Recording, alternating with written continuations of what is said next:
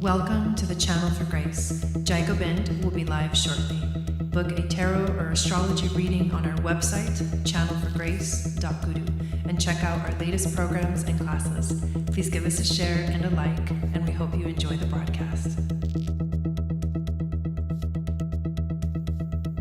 Welcome to the Channel for Grace. Gobind will be live shortly. Book a tarot or astrology reading on our website, channelforgrace.guru, and check out our latest programs and classes. Please give us a share and a like, and we hope you enjoy the broadcast. Welcome to the Channel for Grace. Gobind will be live shortly. Book a tarot or astrology reading on our website, channelforgrace.guru, and check out our latest programs and classes. Please give us a share and a like, and we hope you enjoy the broadcast.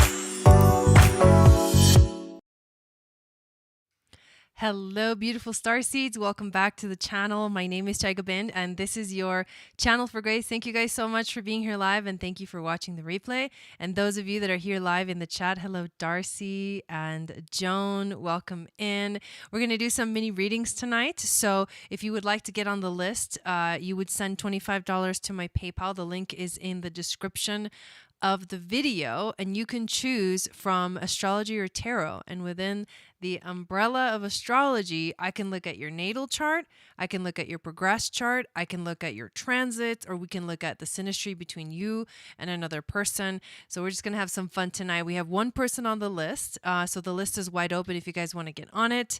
It is a moon waning and moving into balsamic phase, which is it tends to be a moment, hey Nyesha, it tends to be a moment during the moon's cycle where we are a little bit more inward, and we kind of maybe prefer that a little bit more.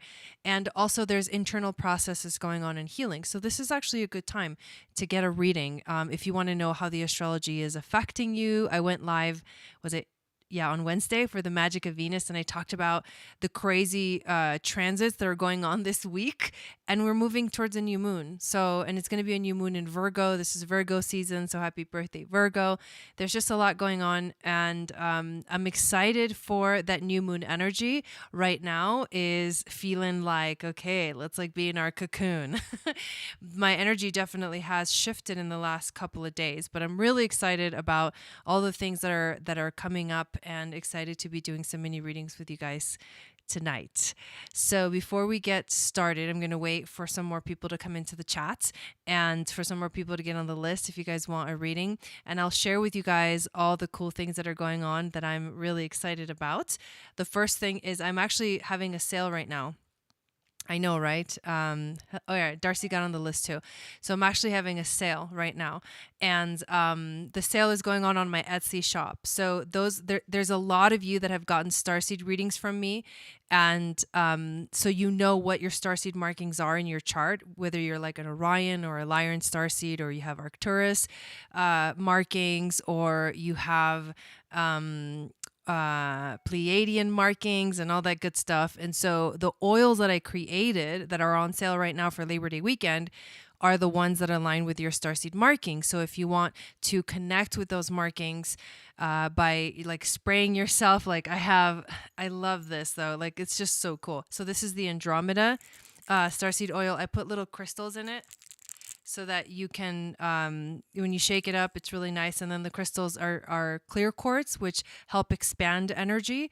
And so with the oils that I picked for each specific blend, this is what gets activated. So you just kind of miss yourself. And the Andromeda one is like a really, really cool. And this is also really nice for cooling yourself. If you're having a menopause episode. I'm just kidding. But that's what's going on. And then obviously I have the rollers too. So like this is the Sirius roller, and you would just kind of mix it a little bit, and I would put it on my wrists. Oh, and they smell so freaking good. I stayed up till like almost 3 a.m. last night making more of them, like restocking, and I just have the best time making them. I actually, when I make them too, I play sacred mantras, and so they're infused with beautiful mantras that help activate the energy of them. So hello, Nelvin, welcome in. So that's actually what's going on. The sale is going on through all the way through Monday, and it's 30% off on all of the Starseed oil blends. So that's the main thing that's going on right now. And I'm also really, really excited about the Moon Goddess training. I went on a rant on Wednesday about how excited I am about the Moon Goddess training. It starts October 6th, which actually, you know what's so beautiful about that? I noticed this when I was picking the dates. Here we go on another rant. I noticed when I was picking the dates, but October 6th is actually my dad's birthday. And I just think that is such a cute and cool and beautiful synchronicity for me to have that like sacred kind of masculine energy energetically supporting me on my journey of the sacred feminine. And also the energy of the father, and the support, the what's the word? Just the space holding that goes from a father to a daughter. So I was really excited about that. I thought that was really cool that on that day is actually the new moon in Libra, which is exactly at 13 degrees, which is the sacred number of the goddess. So nothing is ever a coincidence. I was actually reading one of my books. Where did I put it? I want to show you. It's the Kabbalion. Well, I showed you last time, but it's called the Kabbalion. I'm probably butchering that. But anyways, it's like Hermetic philosophy. And they're talking about the 7 Hermetic laws. And one of them, they're all like amazing, but one of them is about how nothing is a coincidence. Nothing happens by chance. Everything is like perfectly aligned and perfectly designed. And in the process of creating this Moon Goddess training, which is going to be 6 weeks long, and we're going to I think I'm going to go over the Hermetic laws, but basically this training that we're going to do in October is every aspect of designing it and creating it has literally just like shown up in magical ways. And everything that it's like in my daily life, I use my intuition. I just live by everything that I speak about and teach about and share about. And there's such a beautiful thing when I see it manifesting in like something that's such a beautiful creation for me. So the Moon Goddess training is probably the coolest thing that I do.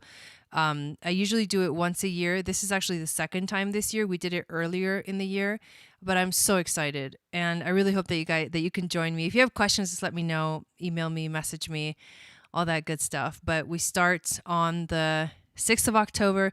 The price is $222 if you sign up before the 22nd, and then it goes up to $275 after September 22nd, so you don't want to miss that deadline. And also there is an option for a payment plan. So after it goes up, I don't know if I'm going to do a payment plan. So if you guys are wondering about that, then this is a really good time to do that. Yes. Oh yeah, and that's really fun too. The Leokin class has been just absolutely amazing. We're running a Starseed or a chakra balancing. I just took a nap, by the way. So I'm I wanted to clear my energy before I went live and did reading. So that's why I'm a little bit like da, da, da, like kind of floating in the air. I love that, Joan. Oh my god, I'm so excited. I'm so excited. And hello, did I say hi, Nelvin already? See, I just woke up from a nap. um, but we're doing the chakra balancing doTERRA challenge too. So that's starting on the 13th. So that's way sooner. If you want to sign up for that, you just have to order your oils, which you can do if you, there's a link in the description that will send you the email with all of the instructions on how to like officially get registered for the challenge. Hello, Dancing River of Stars. So that is also happening. So make sure you check that out. We're going to work on a chakra each day. The last day will include 3 chakras, but it's a 5-day challenge, and we'll teach you how to use the oils basically on your skin, like topically, how to diffuse them, what combinations are great, and which ones help with very, very specific things in terms of chakra and chakra healing, which is, you know, emotional, physical, mental, soul healing. It's all in one. It encompasses all in one. So those are the exciting things that are happening. September is also a special. And the special is if you've already had a Starseed reading from me and you want to do the Astral Starseed DNA activation, I'm going to send you one of my free Starseed oils. And if you did the special in August, you're going to get and you got an oil because you got the Starseed reading, I'm going to send you another one. So this is really cool. I'm actually really excited. And I'm working on so many other things, you guys. You don't even know how awesome it's going to be. So Valerie is on the list first, but I don't see her here in the chat. I'm sure she's going to come in at any moment. In the meantime, why don't we start with you, Darcy? And I'm going to get the list that I can write down here on a piece of paper and get it started. Hello, Peter. How is it going? Thank you for being here. Okay, so let's go. Today's September 3rd of 2021. And we've got Valerie. When she comes in, we'll do her reading. And then Darcy as well. But we can start with you, Darcy, since I don't see Valerie here. Let me know if you want, if you're getting on the list, let me know what kind of reading you want. Or just, if you're doing astrology, just make sure to post the, hey, Valerie, just put, I know, Joan, I know. That's why I did the sale for you guys. Oh, that's really funny. But yeah, so if you're getting a astrology reading, then make sure you give me all your information, so your birth details, so I can put it in the program. And it's your birth date, time, and location is what I need officially to enter it. Okay, synastry. All right, so give me the information of both people that you want to have this reading done for, and then tell me just a little bit about, like, what is this, a romantic thing? Is this a friendship? Like, just a little bit, so I know kind of what you're looking for. That's okay, Valerie. We're gonna start with Darcy, and then we'll go to you right after that. And thank you, everybody, for being here and hanging out with us. And the one thing that I love about doing these readings too on Fridays is, if you're watching, you still get to learn a lot about astrology. And if you want to dive deeper into astrology and really learn some astrology, I am doing a course. It's ongoing. It started last year. We've got 6 modules now. Module 1 is the fundamentals of astrology. Module 2 is the sun in astrology. 3 is the moon. 4 is Mercury. 5 is Venus. And 6 is Mars. And I don't know if in October, probably in November, I'm going to do module 7, which will be Jupiter, all about Jupiter. And then we're getting into the outer planets pretty much. Once we get to Saturn, that's like next level, talking about astrology and more like generational things. So that's going to be like a really exciting thing. Okay. So here we go. Okay, Joan. I'm assuming this is for you. This is your information. We got 10, 26, 73,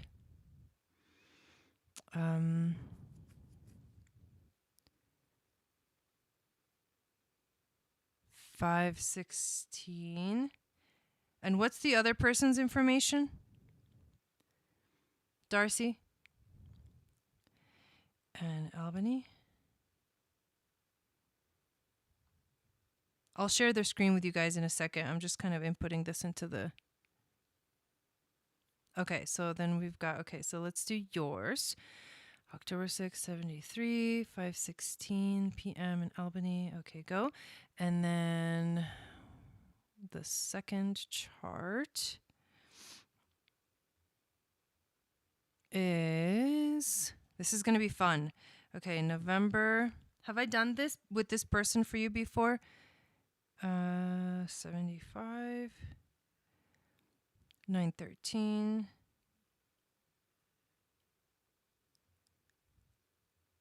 Newburgh.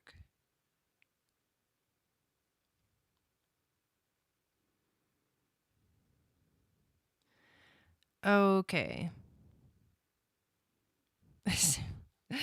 All right, November 15th, 1975, 9:13 a.m. in Newburgh, New York. Okay. So I'm going to take a picture. And let me share the screen with you guys. So we are about to do a synastry reading. And these are actually really fun to do. So let's put in the code. 5, 8, okay. And let me know when you guys can actually see the chart on the screen, and then we'll dive right in. Okay, so we've got your chart on in the inner circle, Darcy, and we've got your twin flames chart in the outer circle. So what I'm going to do is I'm going to talk about the main things that I look at when I look at a synastry chart, and why we look at... Hey, Taria, welcome in. And why we look at it, and what's the significance of that, and what that actually means in terms of like how you guys interact with each other. What are the things that work really well, and what are the things that don't work really well? That's what we can actually see in a synastry chart. So if we start with the sun, we look at the soul energy of both people. You've got your sun in Scorpio, and he's got his sun in Scorpio as well. So this is what I would call, it's like a merger. It's a merging energy in terms of synastry. So this means that you guys understand each other at a soul level for sure. And this understanding is because these energies that represent the soul are in the same sign. They're not exactly conjunct, but they're in the same sign, which means that there's a deep soulful understanding of each other. So I would say that's a synastry, like a positive aspect. The other thing we look at is the moon. So you were obviously born on a new moon in Scorpio, so you're a new moon baby. And the moon was, like I said, in Scorpio. His moon is in Aries. Now, the significance of this, right away, what I notice is that both Scorpio and Aries are signs ruled by Mars. So you guys both have Mars-ruled moons, where Mars would normally feel really comfortable and really really comfortable. In Aries, kind of very impulsive. So he tends to be very impulsive emotionally, and you're very intense emotionally. That to me, because they're both Mars rules signs, I feel like you're both very intense and you can understand each other. Although this is a lot of like kind of volatile energy, and you may kind of egg each other on a little bit because of that. You also have like different elements here. So we look at that in synastry too. Hello, Pawan. We look at the fact that Aries is a fire sign, which means there's a lot of passion there and creativity. And then water is a lot of intuition. He's got that dynamic of a water sun and a fire moon, but you have water and water for both of your sun and moon. And so you are different in that sense, that you're much more of an emotional being in terms of your moon, and he's much more of like a passionate being in terms of the moon. Although Scorpio can also be very passionate, Scorpio can be passionate in the ways of like intensity and possessiveness. Scorpio energy tends to get like vengeful and and very what's the word I'm looking for? Oh, it's at the tip of my tongue. Anyways, it might come back. But I would say that fire and water don't really mix. But because they're both Mars ruled signs, that's a different story. So that's the sun and the moon. So the next thing that we can look at is I want to just kind of, let's actually look at Mercury next. So he's got Mercury in Scorpio. You also have Mercury in Scorpio. So there you go. You're both investigators. So you both like to really like take it deep. In conversation, you want to know what's underneath the surface. Surface level conversations or conversations that are about plain old things don't really do it for you. You really want to like take it way deeper when it comes to conversation. And the thing is that with having both Mercury and Scorpio, that's another merging point. It's another positive aspect in synastry. At least there's an understanding of each other. You both communicating the same way, which can be good or bad, you know, because like I said, that Scorpio intense energy can be directed at someone and then it can be perceived as too much. So there you go with that. That's Mercury and that's communication.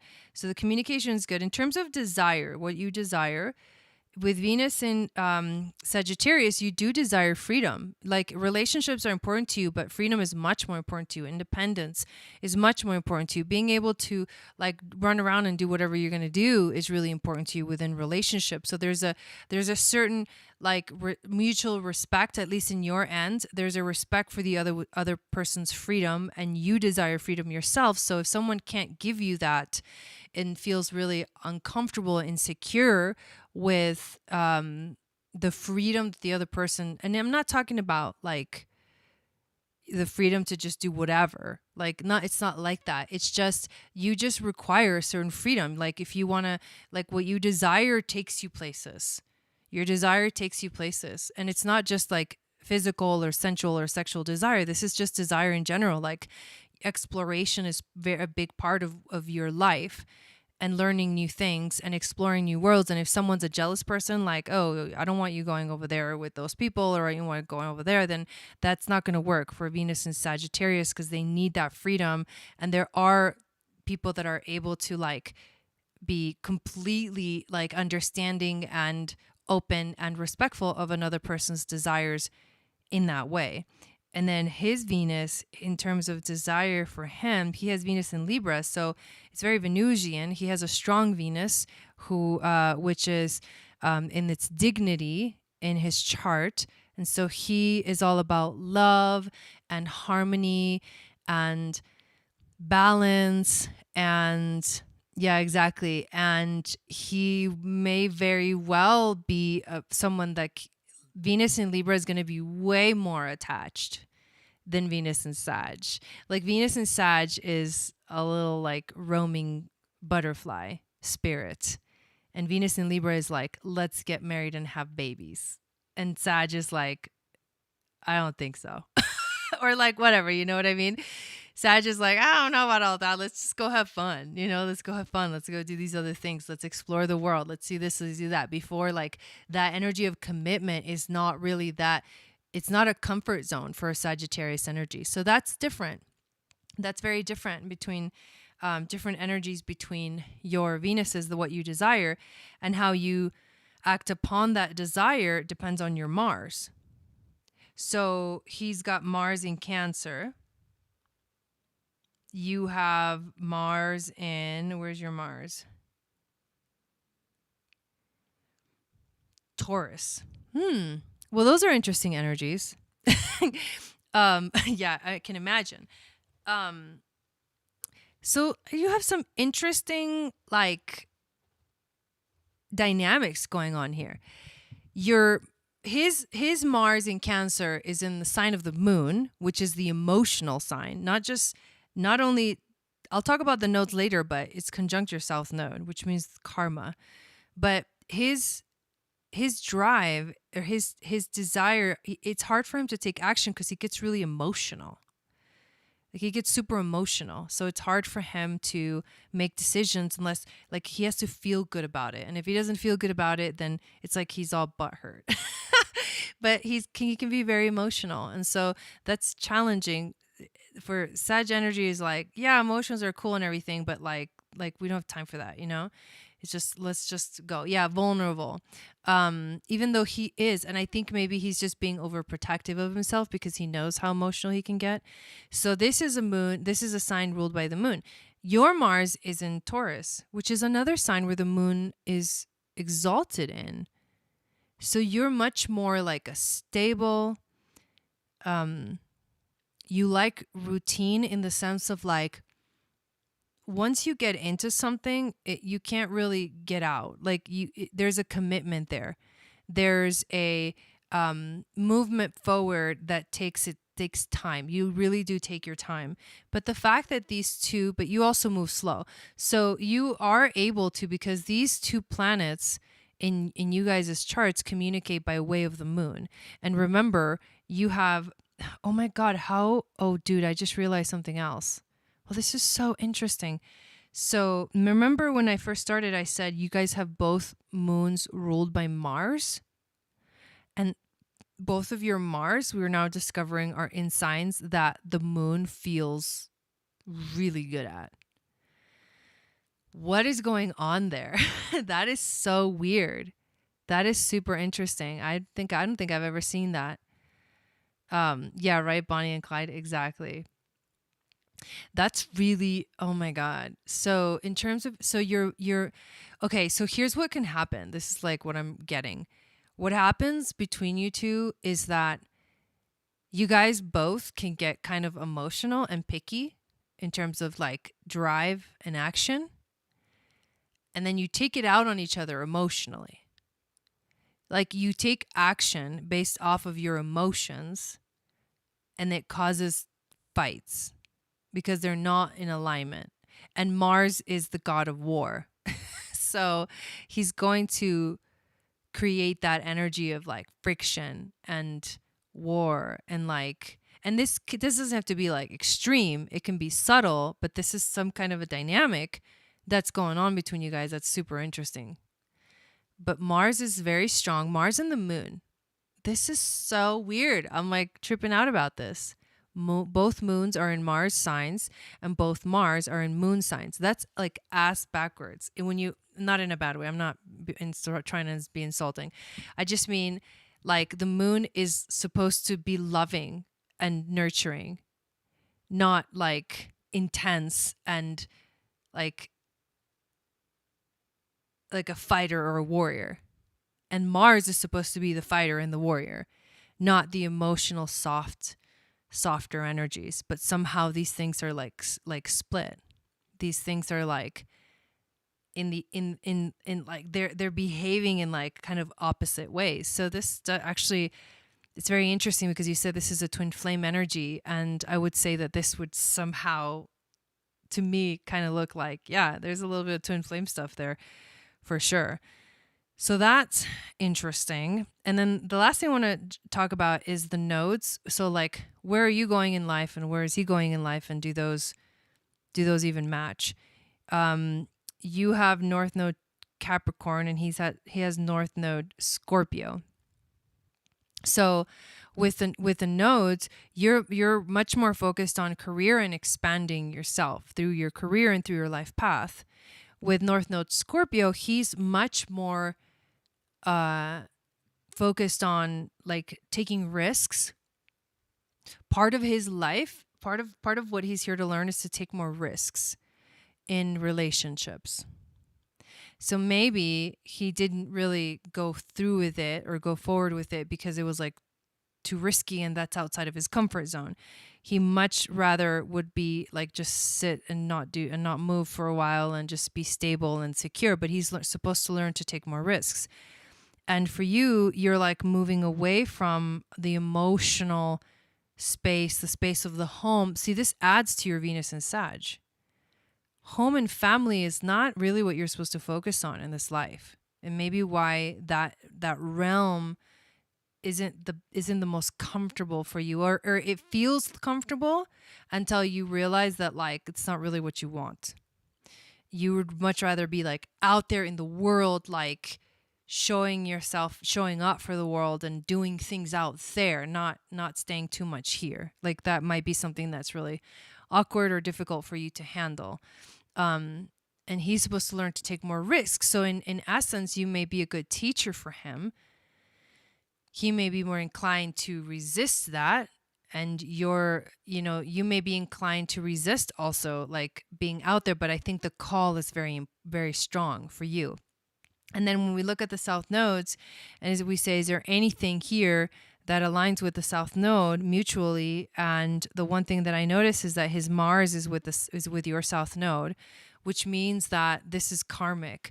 And it means that this could be in past lives that you really did like have fights and stuff.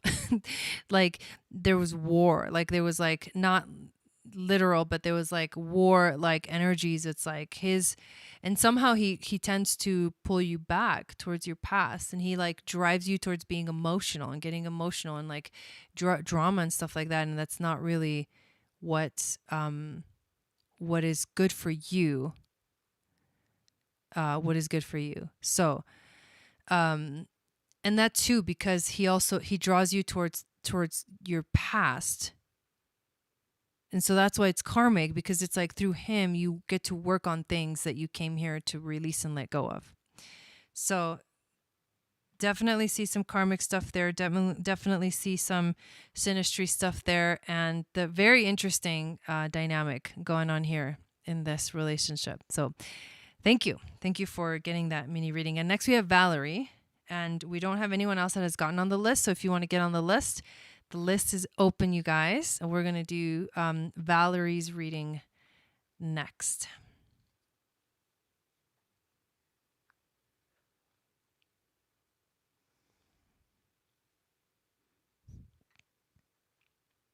Yeah, you guys got in a fight and it was a huge tower. Yeah. There's a lot of Mars energy in the charts. Like that's, unfortunately, when you have so much Mars energy and then you're ruled by Mars. You're ruled by Mars, right? So your Aries rising. His rising is Sag. So that's interesting. So the fire, there's a lot of fire.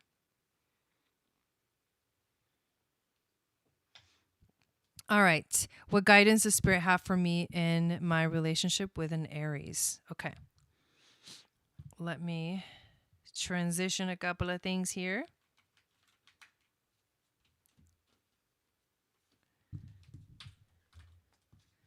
And let's do some tarot. I've got the vice versa deck.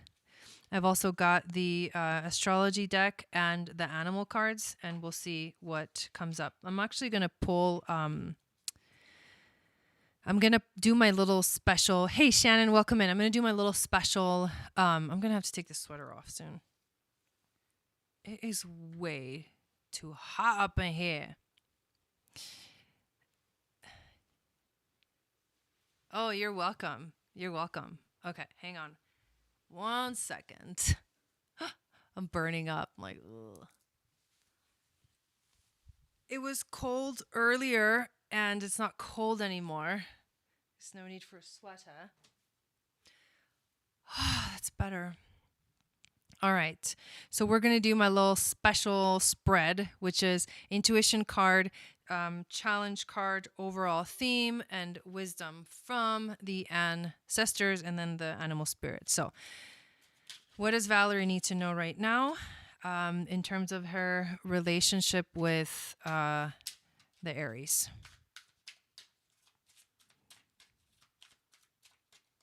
What's the challenge? Okay.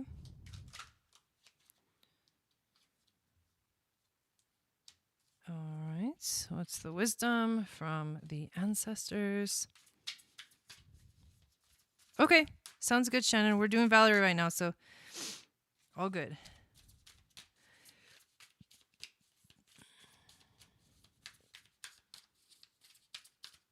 What's the wisdom from the ancestors for Valerie for the situation with the Aries? Is this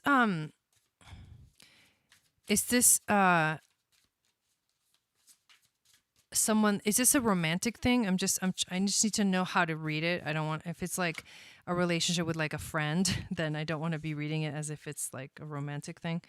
But these two came out, so interesting. So we're going to look at both of those. And then what animal spirit is here for Valerie to give her some more guidance into what to do with the situation. Okay. All right. Got it. I kind of figured that, but I just wanted to make sure. So here we go. First card we get is the Knight of Swords. So the Knight of Swords, it's probably like the fastest moving energy in the deck. Or no, just kidding. I think this is actually, no, this is the King. Just kidding. So scratch that. Start over. King of Swords. The King of Swords, to me, in this image specifically, he kind of reminds me of Archangel Michael. It's like he's standing there like with this sword. And it's okay, so we call on Archangel Michael to clear cords from the past, to clear things from the past that no longer serve us. We call on Archangel Michael to cut the cords, right? From things and relationships that no longer serve us. And I think that intuitively your guides want to tell you that this is maybe what's going on. Like there's a cutting, or there's a releasing of this energy, or at least an asking for clarity of vision about it, even though it's difficult to face or see. What he says is actually, maybe this isn't what's helping you right now, or maybe this isn't what's like giving you it's a thought thing. So it's almost like I'm feeling this is like your thought patterns are kind of all over the place. And then here comes the King of Swords saying, okay, let me just like cut off all of the illusion and give you the reality. And the reality is that this may be like there's a cutting of a cord or a releasing of something with this relationship that's kind of like underlying theme. Hey, Nelly, welcome in. So what's the challenge? The challenge is, oh, that's interesting. The Three of Cups. So the challenge is like there's more people involved here. It's not just you two. Like there's other people involved, and obviously that's gonna be challenging. So there may be a desire for it, for like that kind of union.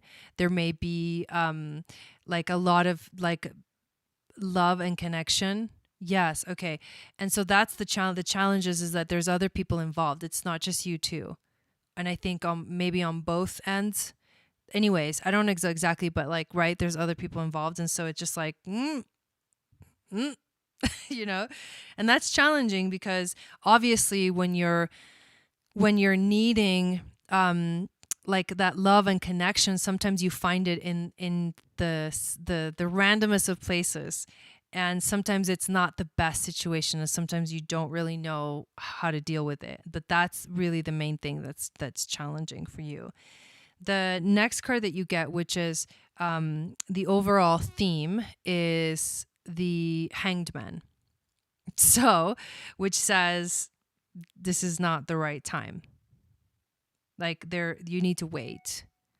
Like there's something, like you have to wait it out.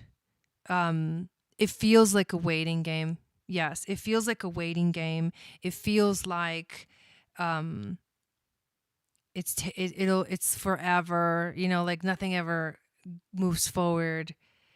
And obviously that doesn't feel right. And then the wisdom from the ancestors, which I thought this was really interesting. You got the trine and the square. So they're saying that they understand how you feel. Like the trine is the harmonious energy, the love, the connection. They understand the connection, but they also understand that the connection brings its challenges. The situation brings its challenges. And so how are you to deal with both of these energies? This is like yin and yang, masculine, feminine, both the trine and the square. It's like it's both harmonious and challenging at the same time, right? So that's why it feels like it's kind of all over the place. So it's like your ancestors say, I understand you, I feel you, and I know that this is a challenge. And then the King of Swords, it's like Archangel Michael, like, okay, let's cut the cords. Let's clear this energy, because it's too hectic when there's too many people involved, right? And the spirit animal that you get here to give you the wisdom for the situation, how to resolve it, how to work with it, is the turtle, which is beautiful because the turtles are ancient creatures. They represent past lives. They represent ancient past lives. This is literally ancient soul energy. This is grounded, trusting, and then at home in the self. It is wonderful to be in the presence of a turtle personality. Like the beaver, the turtle has a strong relationship with the earth and water elements simultaneously. This helps to ground and connect them to the deeper truths of life, no matter where their travels lead them. Turtle energies behind all great writers and storytellers as they collect life experiences under their shells for later use. The most potent turtle energy helps us close all the other books and begin to tell our own true tale. So this is about learning about yourself through the fact. To me, when I see the turtle, this is past lives, karmic, like past lives with the person that you're asking this question about. But it's not, it's like a soul connect, it's soulmate too. To me, the turtle feels like ancient past lives, soul connections, the ancestors speaking to you and basically saying, this is the energy of the turtle that comes to you and says, just take it easy. You know, think of the turtle in the movie Finding Nemo, right? How it's like the sweetest, the most chill, turtle, the like personality ever. That's what your ancestors are telling you to do. Like, just chill out and like relax, go with the flow of life, get into that current and let it take you.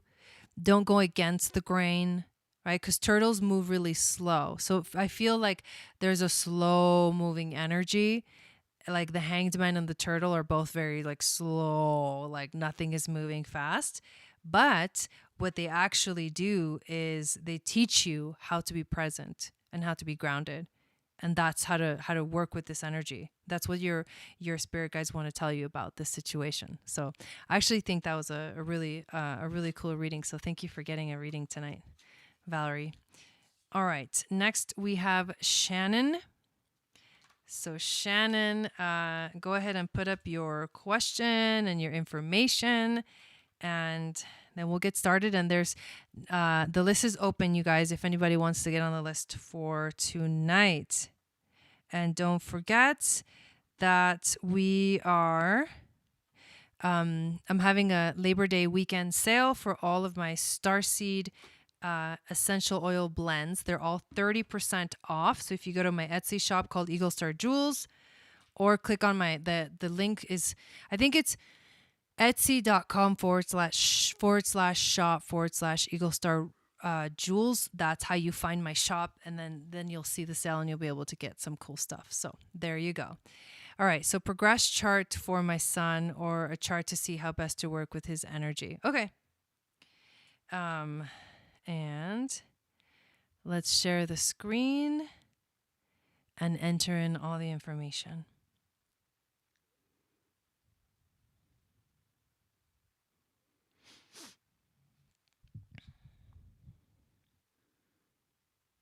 And also check out all the links in the description for all the cool stuff that's happening. One of the really exciting things we've got coming up is the doTERRA Essential Oils Chakra Balancing Challenge, as well as the Moon Goddess training that starts on October 6th. I am like on the moon with this one. Okay, I'm just going to put sun. Here we go. 10 2 02 6 p.m. All right.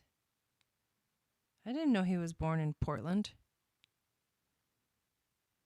Had no idea. Is the serious spray not on sale? It should be. Yeah, it should be. Is there like a glitch? I noticed that there might earlier today I was like, I think there's a glitch because I went in there and I noticed that they weren't all like working, so I'll check that out and make sure to like fix that. Yeah, but they all should be on sale. Hey, babe. Okay, so I think I want to look at the progress chart. Let's look at the progress chart. Okay, so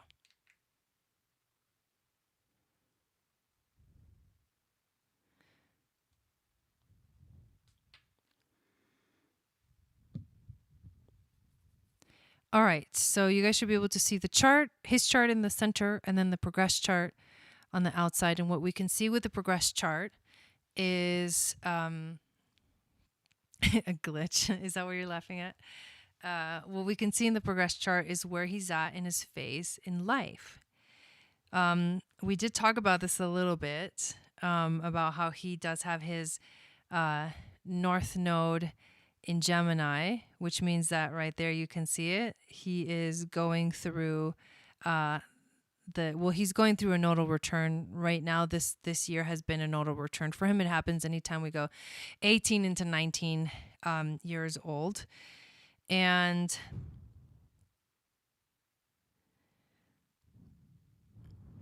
okay, so he actually, interestingly enough, so we look at the sun and the moon in a progress chart and we say, are they opposing? Are they squaring? Or is the moon waxing? Is it new moon energy? Is it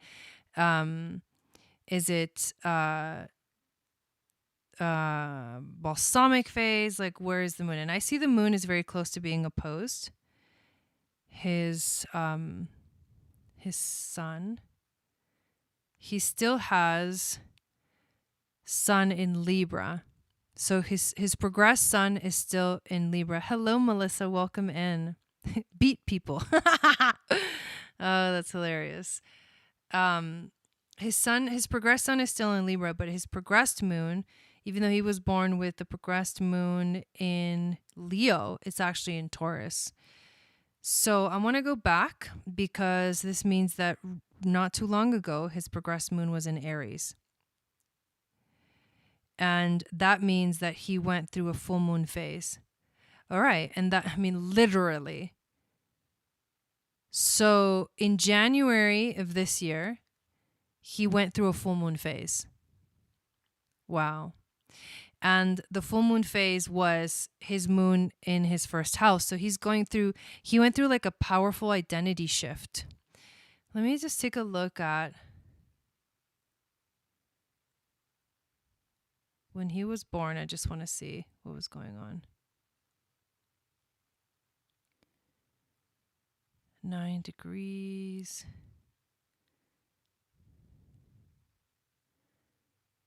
Let's go back.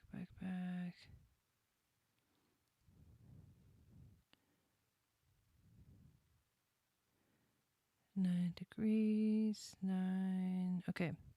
So when he was born, it's interesting because he was born, he came into this world, and then everything started progressing. And what was going on when he was born is that he was going through the balsamic phase. It's so weird. So soon after he was born, not too long after, he actually would have gone through a new moon phase when he was very young. So let's take a look at when that would have been. Almost to the exact kind of degree. So it was a new, okay, so it was a new moon in Libra, which we're going to have October 6th when we start the moon goddess training at 13 degrees. So the 2006, so 2002, 3, 4, 5, 6. So something happened when he was 4 years old that like began a whole new cycle for him. Like, did something happen to him at 4 years old? Did you notice a change in him at 4 years old? He started a new cycle, and it's very, very unique because most people don't experience like a new moon or a full moon cycle very young, but some do. So this is something that like activated, it had to do with relationships for him. It was like a new phase in terms of relationships for him. I know 4 years old is super young, but like as a mom, you might remember like maybe he changed schools, maybe he started preschool or kindergarten or whatever. Like maybe something happened where like he somehow changed. He began a new cycle, and the next 28 years are all about relationships for him. And he's like learning to work through relationships with that. So yeah, I'm trying to think of all the things that could have happened to a 4-year-old during that time that had to do with relationships. Okay, wow, we moved just as he turned 4. He actually didn't want to be 4. Whoa, dude, that is so interesting. So that started then, and it literally reached the full climax completion of that cycle like this year. So awesome, Nelly. I got you, Nelly, and I got you, Melissa. So when you hear those dings, those are like the notifications from PayPal.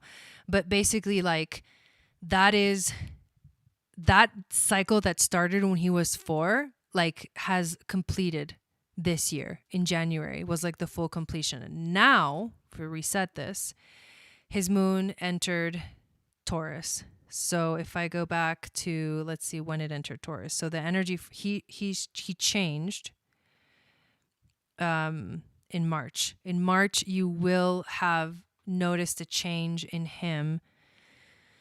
And now instead of being so fiery and like impulsive, I mean, like since, I mean, the transit of the moon in Aries. So like for the last, when did it enter Aries? So up until 2018, he may have been a little bit more like, I don't want to say spiritual, because how do you define like a teenager as spiritual? But like his moon was in Pisces. So he might have been a little more intuitive, a little bit more like inward, a little bit more gullible, a little bit more, a little bit more, what am I trying to say here? Sensitive. Okay, sensitive. He may have been super sensitive for 2.5 years up until 2018. And then hey, Rebecca, and then 2018 came. In September of 2018, his moon moved into Aries. And so he was like, I'm ready to freaking do this. So he became a lot more independent. At least he started to want to do things on his own, like Mars energy. You know, it was in his first house, which means this is identity. He's like finding himself again. He's also Pisces rising. So he went from that Pisces sensitive energy to like more impulsive and like masculine. Like just kind of, you know, for a boy coming into a manhood, it's like he's like finding his warrior. Okay, so there you go. So then he warriored up. Well, he's done with that phase. 2.5 years of that full moon in Aries. So whereas before it was about, the new moon was about relationships, the full moon for him was about him, his identity, and his independence, free from relationships, which in that case would have been the family, right? The parents, whatever, the siblings, all of that. So now he's done. Now his moon is waning. So now he can just kind of relax and just cruise. His moon in Taurus, which is about to enter into his, well, in a minute. Well, not that long. September is going to enter into his second house of like money. And so he may be inspired to like work, like he might be inspired to like, okay, now I have my little tantrum and I'm ready to get serious. So you're going to see his energy shift into much more stable. He has become a little more stable. So he's still like probably feeling that energy of Aries, like moving into Taurus, which is like stop, like everything slows way down.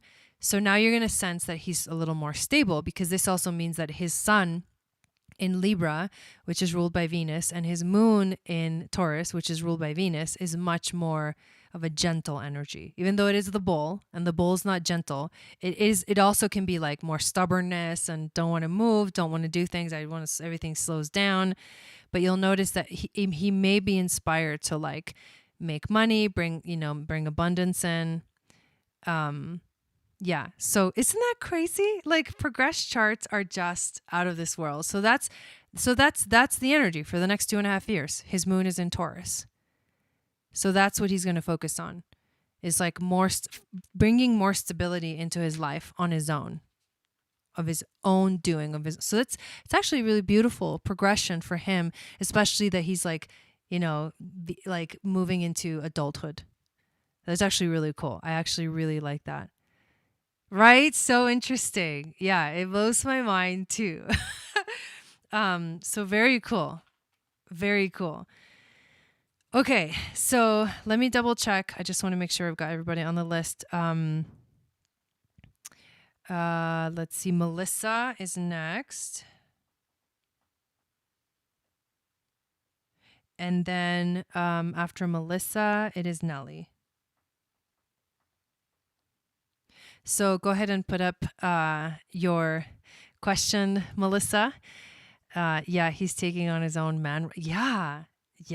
Like it's a cool alignment, That's really, really cool. And it may be like, I feel like the last 2.5 years were just like savage. Like full moon in Aries, it's Mars ruled in his first house. It was all about him. Like he may have been like very confrontational and like aggressive.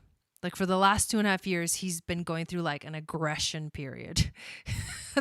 I can see it because you can see it because if you align that with the phase of his life that he's in as a teenager, I mean, he literally had his moon in Aries as he's like a teenager, like late teens. So it's probably like, whoa, like for you as a mom was probably like, what is going on with my child? But now he's going to stabilize. You just let that moon in Taurus like start. Right now it's at 0 degrees. So just let it go into 1 and then 2 and then 3, and he'll start to get more comfortable being in that space of stability.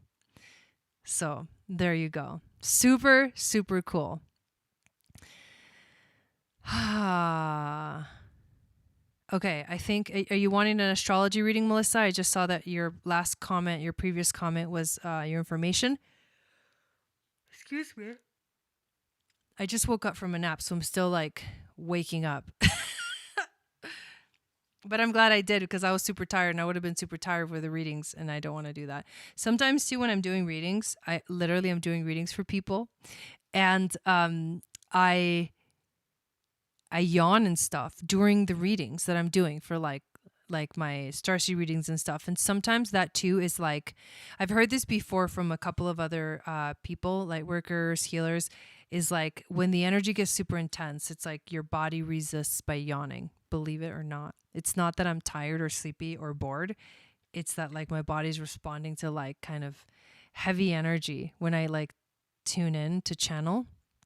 That happens to me quite often. I'm not tired. Like I literally just woke up from, like I'm rested. So it's like, it's super interesting to me that happens. And I was wondering like, why does that happen? But then that's because that makes sense to me anyways.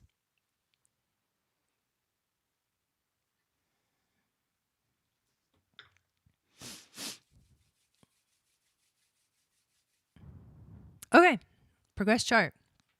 Let's do it. Sounds like fun. Have I done a progress chart for you yet? Let's see. Okay, we've got 519 and 1028.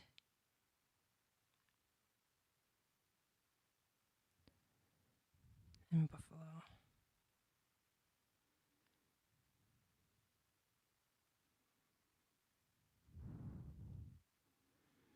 Got it. Okay, and then let's put progress chart. Let's share it. And go on with your bad self.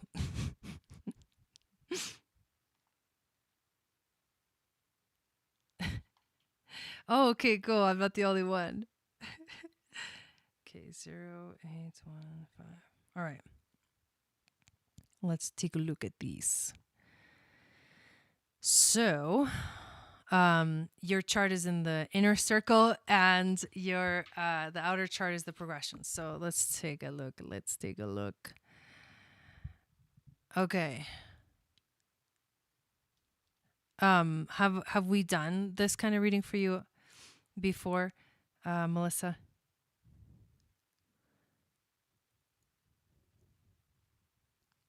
So you were born with the sun at 28 degrees of Taurus. So you're a Taurus sun, Aries moon, Leo rising. Right now, your progressed sun is in Cancer, and it's about to catch up with your North Node. I've done a starseed reading for you, yeah? I know. I can't wait either. Oh, I can't wait either, Shannon. I can't wait.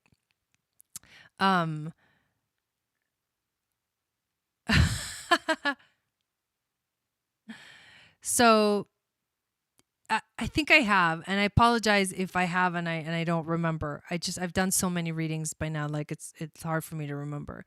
But you have the North Node on the Sirius starseed system. Okay. But you have the North Node on the Sirius, so you're a Sirius starseed, and it's in your 12th house of the divine. It is ruled by the moon, so this is moon energy for you. It's very beautiful. When the progressed sun conjuncts your North Node, that's going to be a very powerful activation of your destiny, of your starseed mission. What we can, but that's going to be in a while. That's going to be in a while because the sun moves quite slow. But I just wanted to point out that your progressed sun is in the sign of Cancer, which is the same sign that your North Node is in. Your progressed moon is in Libra right now, which means that it is squaring your sun. So you're going through you're starting the moon square sun phase. I want to read to you from the book. Give me 1 second. Because this is actually a big deal for you. Your moon is in the 3rd house of communication, and you're entering into the square. This is the first quarter moon. So this occurs 7 years after the new moon phase. We have the waxing square, which is a time of action. The action springs from the essence of the new moon. You feel a deep need to physically materialize the desires implanted 7 years earlier. It's an ego-building time with personal achievement taking the lead role. If you are in this lunar phase, everything that you're doing right now is flavored with this essence of action. The energy of the square is about manifesting, pushing forward, obvious to the world. The seeds of the new moon are now visible to the world, and during this time, the plant is growing rapidly, achieving most of its strength and height before it is needed to support fruit. The first quarter moon is the physical manifestation of the energy of the new moon. So, what was the new moon, and when did it happen? We have to go backwards in time. Moon was in Leo. Then it went into then it was in Cancer. Very interesting. Very interesting.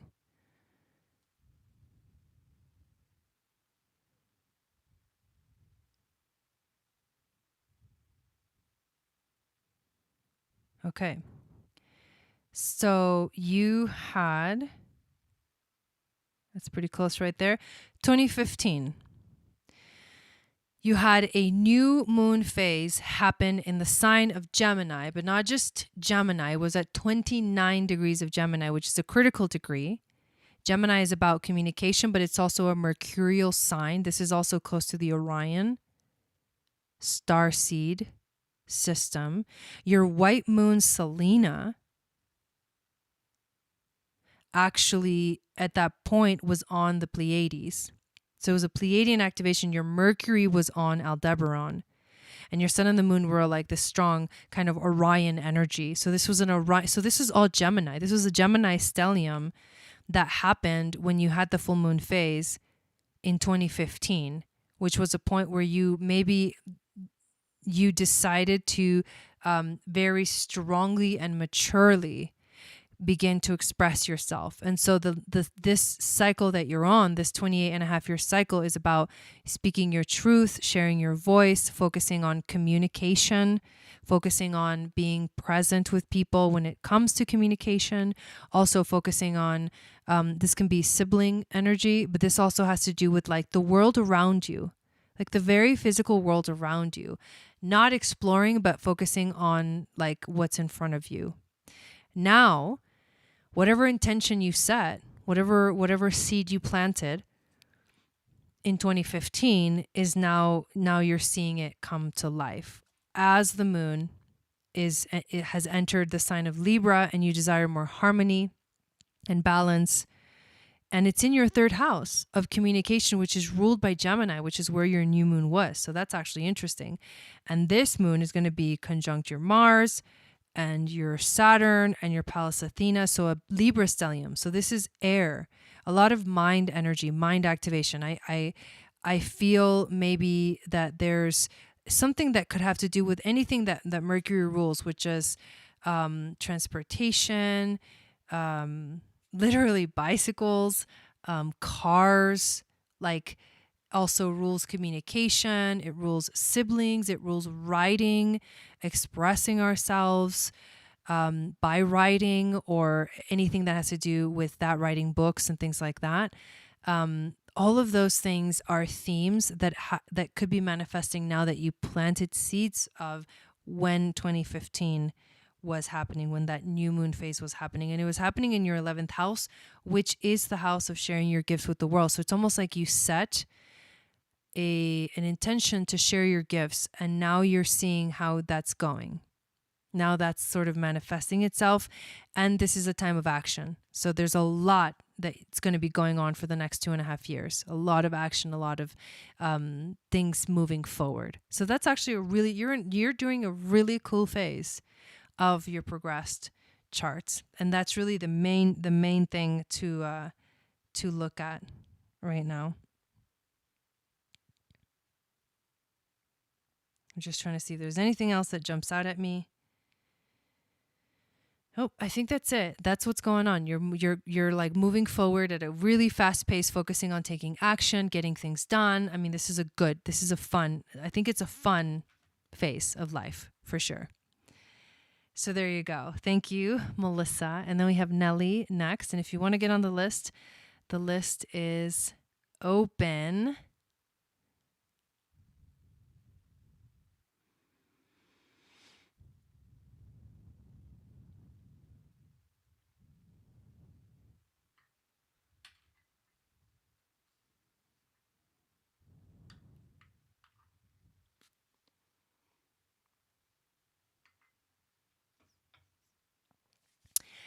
So, I kind of want to go swimming. We have a pool at our place. Oh, cool. Tarot Oracle. I love that.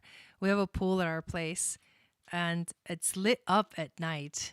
Like, it is so cool. And it's usually warm, like it's usually not too cold. I usually like to go swimming during the day when it's nice and, like I'm not going to be cold, but I'm kind of feeling a little hot right now.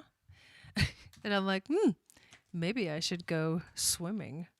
So I'm going to do the same thing I did for Valerie, which is I'm going to pull my special spread, which is the intuition card, the challenge, the overall theme, the wisdom from the ancestors, and your spirit animal to help guide you. So what are the main things I should focus on this next season with regards to work and home? If you want to get on the list, Carmel, you can get on the list by sending $25 to my PayPal, and the link is in the description of the video. I just published a book, Get Out. That is wild, Melissa. That is wild. That is, what the fuck? I love astrology. Okay. I had 2 Blue Jays visit me back-to-back days. Yes, Rebecca. I'm listening. What do I need to know? Is it related to my question? Ooh. Okay. Yeah, you're welcome. All right. So, intuition card for Nelly regarding what should she focus on this next season with regards to work and home. What does she need to know about this? What do we got here?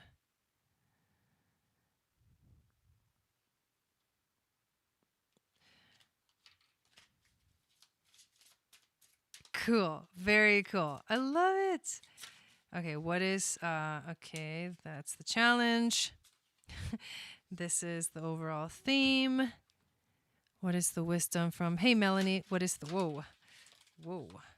Wisdom from the ancestors and the animal spirit. Oh, I love it. Okay. And I am, what did you say? A blue jay? But look at what this card also came out. The nightingale. It wasn't the main card, but the little bird came out. So I just wanted to show you that because I think that's really neat.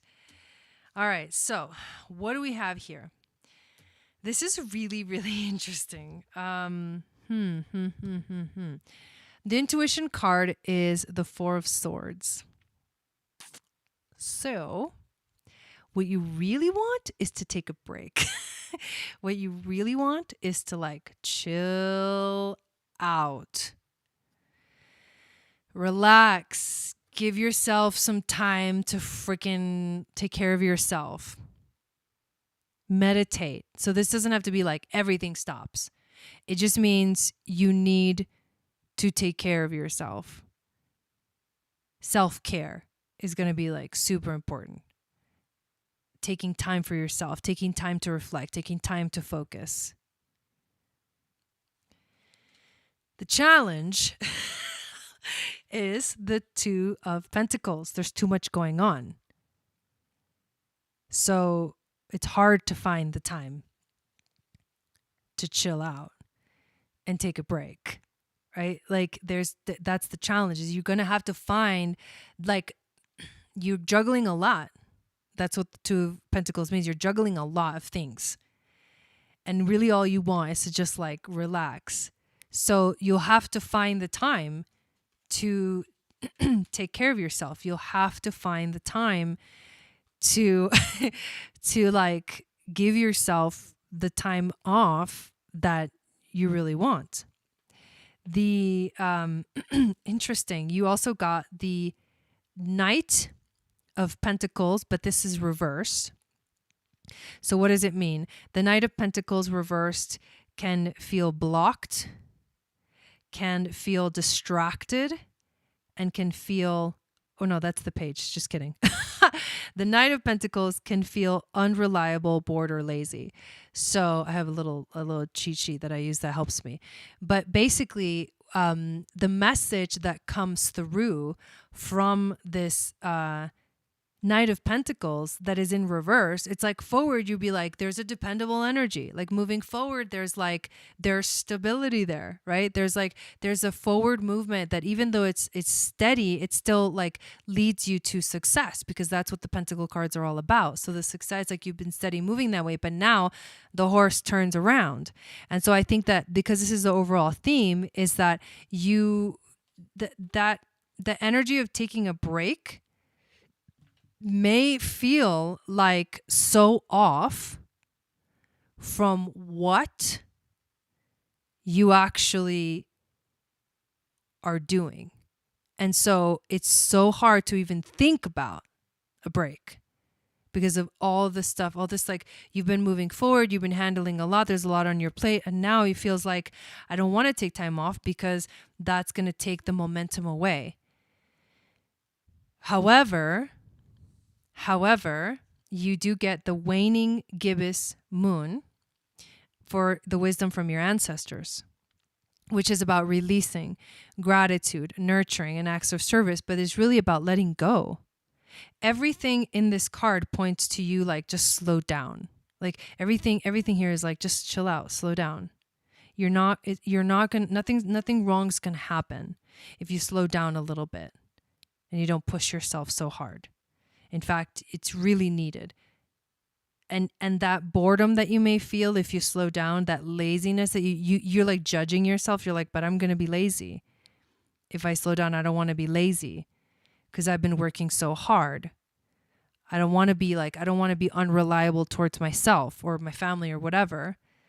That judgment that's what's holding you back from allowing yourself the time off that you need, because everything else is like relax, chill out, stop juggling too many things at once, like let the moon like wane. You know what I mean? Like you've already done the big part of the work, and now you can like slow down a little bit. I do. Oh, okay. So then you might have been born. So that's like moon, like the moon speaking to you, right? Your own moon in your own chart is speaking to you. So let's talk about these two cards that actually came out, because I feel like this may be the real true message, the gem that you've been hearing from the little bird, right? The bluebirds. So the golden egg and the nightingale. So we'll read both of them. So the golden egg is one of the spirit animals in this deck, and it is the message at the center of the heart. The unstruck sound. Within the golden egg lives a precious sound. Deep within that sound resides a message. The sound cannot be heard, nor the message discerned until we retreat from the noise of modern day life. The magical essence of the golden egg needs warmth, quiet, and time to unfold. No rushing, pushing, or grasping. What? So no Two of Pentacles allowed. Find a place of deep and restful ease. Four of Swords. Perhaps through yoga nidra or meditation. If you do not yet have a meditation practice, take some time for introspection or contemplation. When the mind begins to settle, and the breath is calm, ask the question that weighs heaviest on your heart, staying open to any response you hear. Engaging with the energy of the golden egg is an advanced practice. It requires becoming intimate with our very essence and comfortable with vulnerability. The Knight of Pentacles reversed. When a feeling of tenderness or gratitude arises from deep within you, know that you are well on your way. Your chest may swell like you are seeing an old friend that's been away for a long, long time. Yourself. Okay, the friend is yourself. Your soul. Listen to the message they've been waiting to tell you. And so, let's go to the nightingale that came out. That is the message from the little birds. This is so cool. So this is the message. Fearless voice, speech, communication, or song. The song of the nightingale is otherworldly. This simple brown bird, almost unnoticeable among the flashy plumage of other birds, transports its, I'm getting chills right now, transports its listener to the realm of poetry. Nightingale energy is with us when we write, compose, and especially when we sing. It reminds us that music heals the deepest wounds. This card indicates a need to open the bridge between the heart and the voice. Is there something you need to say? How long has it been since you sang?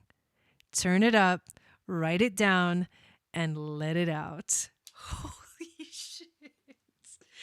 That was legit. Oh my God. I'm not even gonna lie. I'm kind of getting teary-eyed because this was actually a message for me too. But I could be also feeling your emotions. So, wow. Wow. That was intense. Holy shit. That was intense. That was a powerful reading. Thank you, Nelly. I really enjoyed that. All right. I think we got some more people on the list, so I'm going to double check. We've got Rebecca. Yep. Okay. So Rebecca, go ahead and put up your question. It was beautiful. It was so beautiful. It was a message. I felt that for me too. Like there was a few little gems in there for me too. Probably for you guys too. You're welcome. You're welcome. I asked myself, and maybe you should too. I asked myself, what would someone who loves herself do? Wow. Yeah. There's a lot right there. There was a lot there in that message. Oh, yeah, me too. All good, Rebecca. Me too. That one was like, that was like chills. The whole thing was like chills. It was like clear. Oh, I loved that. That was powerful. Okay, so we are going to pull up, Rebecca's putting her question up. Thank you to everyone that has gotten a reading, and the list is open if you guys do want to get on the list tonight. The next time I'll be back is going to be on Sunday for the astrology of the new moon in Virgo, and then on Monday for the new moon ceremony. And then next week, actually, I'm going to be taking a break because I am going to be going to Utah for the DOTERRA convention. And I'm really excited about it. So I'll bring in some new little gems for those of you guys that are signed up for the to get on the list. There's a link in the description. You just have to send $25 to my PayPal, and then I'll put your name on the list and we can do your reading. So I'll be going to the DOTERRA convention, and it's like from the 8th through the 11th. So I was like thinking about how am I going to do my regular broadcasting and blah, blah. And then I got a similar message, Nelly, you're not. Like, oh, okay. So after Monday, I won't be back until I get back. So there you go.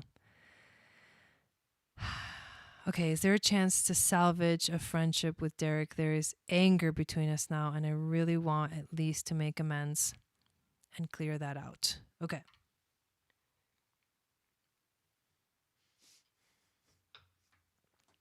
All right, what does Rebecca need to know about Stephanie? I got you on the list. What does Rebecca need to know about this?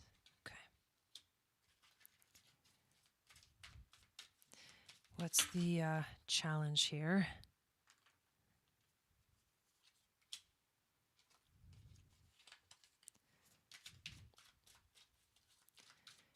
Overall theme of what's going on.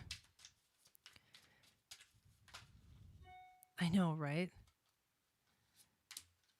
And wisdom from the ancestors. I like using different decks for this too. This is fun. Oh, that one was kind of jumping around. And the animal spirit that can bring Rebecca a beautiful message.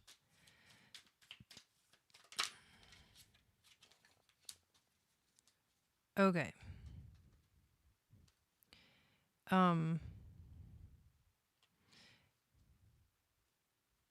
Okay, I do want to say that on the deck we've got the moon.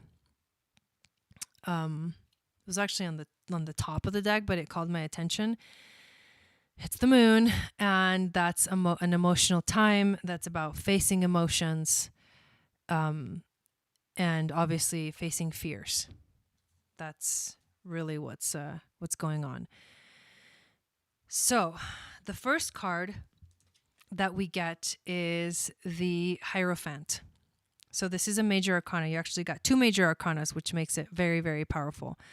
So the Hierophant is the masculine version of the priestess. It is like the priest, right? It has sometimes it can bring up like religious things, but really what it is about. I'm reading the Kabbalion, which is like ancient Hermetic alchemy, reading about the 7 laws of Hermetic alchemy, and just being super blown by the information, learning that the Hierophants were the ancient Hermetic alchemists in ancient Egypt. And they represent spirituality. They represent like teaching, and they represent tradition as well. I feel like the Hierophant is here to say, intuitively, you both know that this is a situation that is like, there's so much learning. There's teaching going on here through the spiritualness of the actual situation. Now the challenge is you get the Chariot. So the challenge is that obviously what's happened is there's a split. And so now it's like there's a movement in two different directions. You're going this way, he's going that way. And I'm talking not just physically, right? Because this is like a physical separation, but I'm talking about like spiritually, because the Hierophant is about spiritual teachings. The problem is that the Chariot is like you're moving on, right? You're moving in a completely different way. It's like the ride that's here to take you somewhere else. It is a good thing. It's a good card because it can lead to success. It can lead to something that you're determined about. It's just like moving you forward. What I see with you guys is that I see you guys going in different directions. And this is at a spiritual level. And I think this might have been at the basis of why things weren't really like working out. I don't know if that's true or not, but kind of feel that with the Hierophant here. So that's the challenge, is that you guys are like, well, the Chariot left already, right? You're going to another world. You're going to another place. So trying to go back and fix something that the energy has moved on from may not. That's why it's a challenge, because it's going to be hard to do that, because it may not happen because it's gone. It's moved on, and it's moving on really fast, because the overall theme is the 8 of Wands. So this is like fat, like literally like it, and this could be like, for some reason, I feel like it kind of resembles you and your energy, and how you are now, like you've been on a spiritual path, but I feel like this somehow liberated you in some way. Yeah. Okay. So that makes sense. And so that's what I'm getting is like, well, you're off and going, because this what happens. It's like when you have a spiritual release, even if it's the hardest thing that you did, if it was the right thing, you will know it, because it'll feel liberating. It'll feel free. It'll feel like I can breathe now. I felt a heavy weight, and the weight is not there anymore, even though I was afraid, right? Afraid, the moon, to do that. I was afraid to do that because I didn't want to hurt people's feelings or whatever. Even though I was afraid, I felt the call and I was scared to do it. But then fear is what holds us back. Once you do the thing that you're afraid of, it doesn't actually hurt you, especially if it's the right thing to do. It helps you. And so I feel like you're like quickly moving in another direction, and that's the challenge. It's like there may not be going back. And obviously healing takes time. The wisdom from the ancestors is Vesta. So Vesta comes out right now. Vesta is known as the keeper of the sacred flame. I'm going to look at what signs she's in exactly. Vesta right now is in Libra. Okay, so that's interesting. So she's the keeper of the sacred flame. This is also sacred feminine energy. And the animal, just to show you what comes next, is the snake. And so I don't, honestly, right now I don't feel at all like there's a desire, even though you're like, I just want to make sure that, it's not the way it is. It's like you moved on. It's just, you know what I mean? It's like right now going back is the opposite. Like I know this happens because I've done this myself. I've made decisions based off of like deep spiritual knowing, right? Like claircognizance, deep spiritual knowing. And I was scared shitless to do it. And then I did it, and then I regretted it. And then I felt bad. And then it was like, then the doubt comes in. But there's no room for doubt here. There's only moving forward. So even though that might not be exactly what you want to hear, I feel like you're moving fast towards your, like, that sacred energy, the snake. You're moving fast towards the that fire that burns within you. I would just keep moving forward. There's no need to fix anything. Not like it's not your job to fix anything. Your only job is to keep moving forward, because that's what the cards are saying, and keep moving forward fast. You're welcome, Myron. Okay. Well, I'm glad that I'm not like I don't want to make you feel weird. That's what I'm feeling though. The snake, right, is the sacred divine feminine, is the guardian. Look at this. The guardian of this is the snake of unawakened magic and creative potential. Like, get the out of here. Get out. Okay. The snake is a symbol of our highest potential. It is said that Shakti, our creative life force, lies dormant at the base of our spine in the form of a coiled snake. Regardless of whether this image rings true for you, it is well worth considering the amount of unawakened or untapped potential within. What would life look like if you woke it up? You did, though. You did wake life up. This is what spiritual awakenings are like. How can you stir it from slumber? An experienced yoga or meditation teacher can lead the way. Make haste. The snake card appears when there is no more time to waste. So I'm sorry to tell you, that chapter is over. And if you want to keep moving forward towards like unawakened magic, you got to get on that chariot and go. Bring whatever emotion is with you.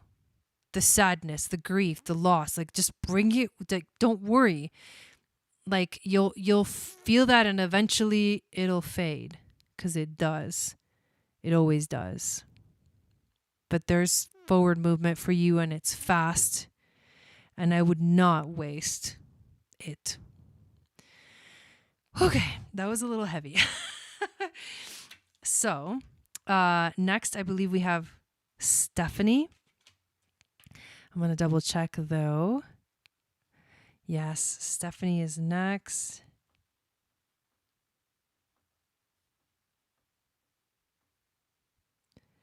Time. You got to give it time. And don't look back. Sadly enough, it's too soon. It's too soon for that. And it may not ever be there, right? Like the anger might just take over, you know? So yeah, I know. Yeah. Total compassion for you, Rebecca, in that transition. All right. So we're doing a reading for Stephanie next, and the list is open if you guys want to get on it. Stephanie's the last one on the list, so there's no one after her. Let's see. 1, 2, 3, 4, 5, 6. Yeah, this is the 7th reading, so yeah. But is the anger coming from you or from him? If it's coming from him, then it's not yours. If it's coming from you, like that's, you have to look into the mirror or, look within and ask yourself, where is the anger coming from? What am I really angry about? Like, what am I really angry about? Am I angry at myself? What are you really angry about? And that's the resolving of that has to happen, obviously, through your own processing, spiritual processing.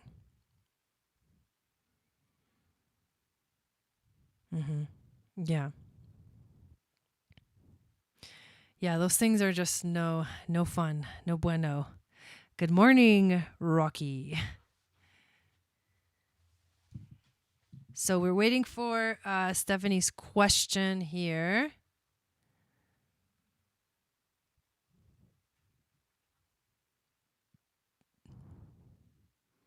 And this may be the last reading unless someone else decides to get on the list.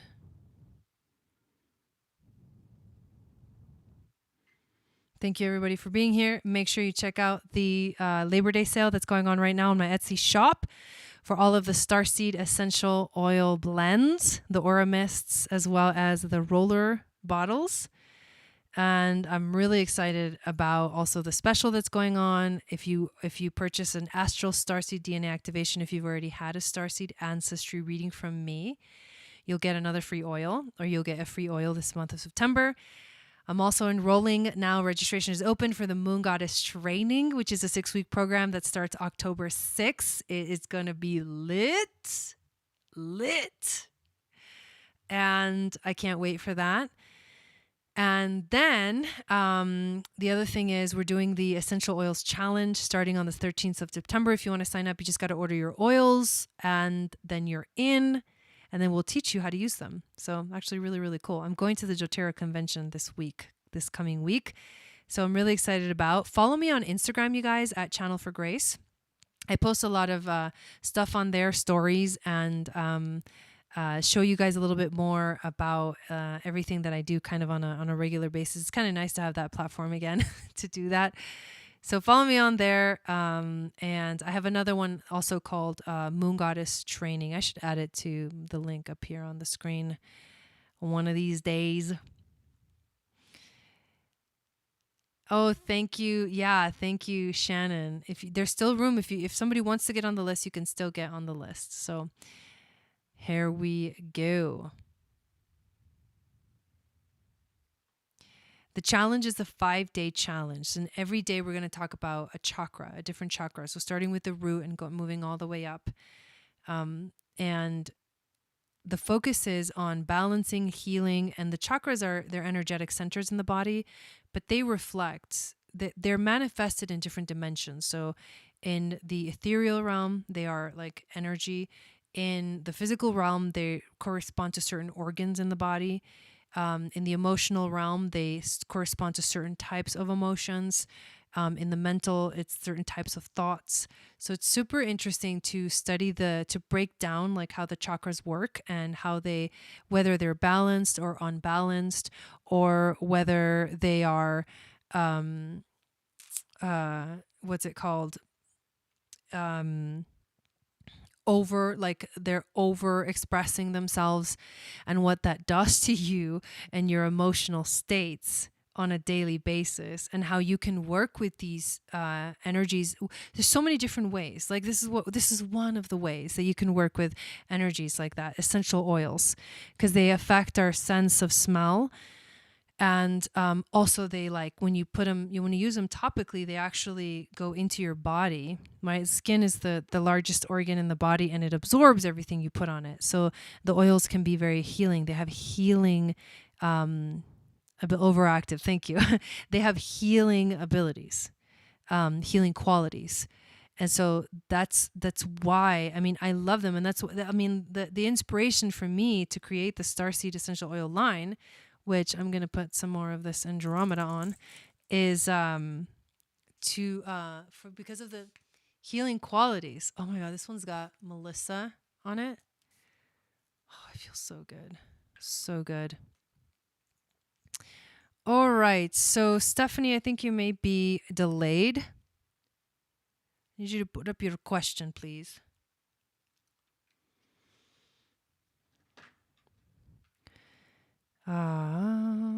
Let me type something in here.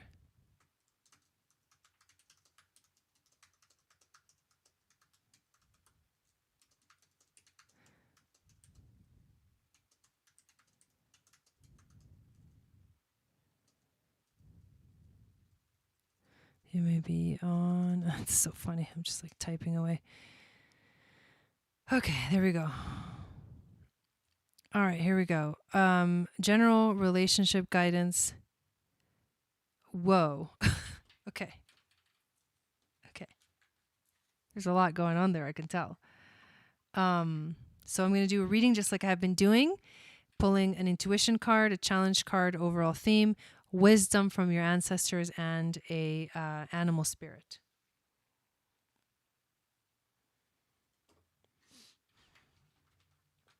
All right, let's check it out.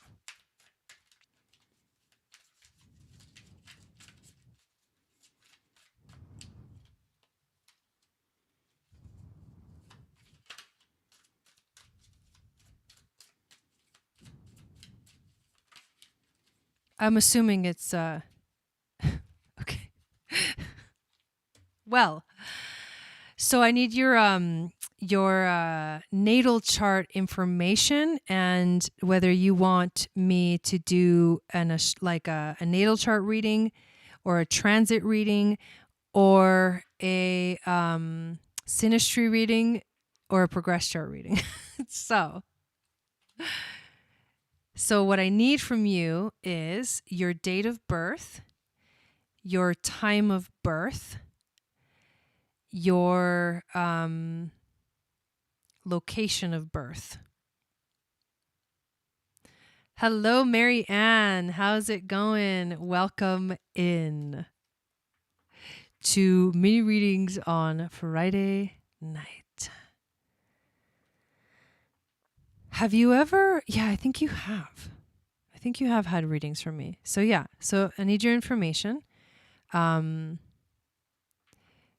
So I can actually pull up your chart, and then we'll look at it.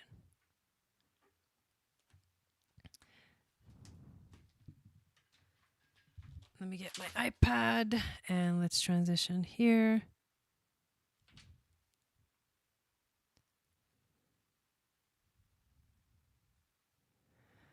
Okay. And someone else just got on the list. Nelvin did. Yay. Okay.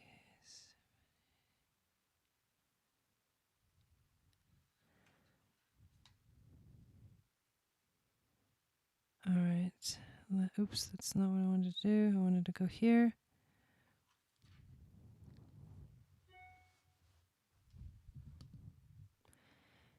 All right, give me 1 second. So do you know if you want me to look at your transits or progressions for this? I wouldn't recommend a natal chart reading because your question is relating to what's going on right now. But that's what I would recommend. Okay, let's put in.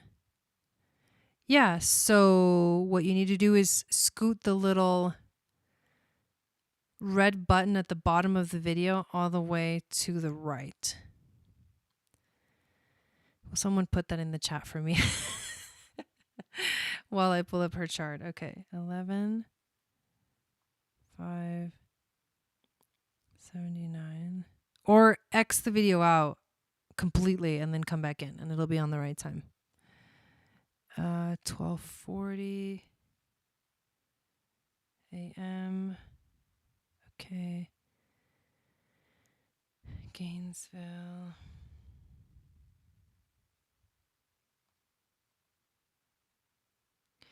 And is that Florida? I think it's Florida.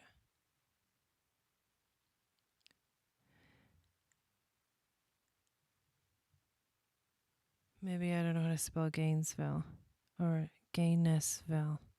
I didn't spell it right. How do you even say that? I've never heard of that town.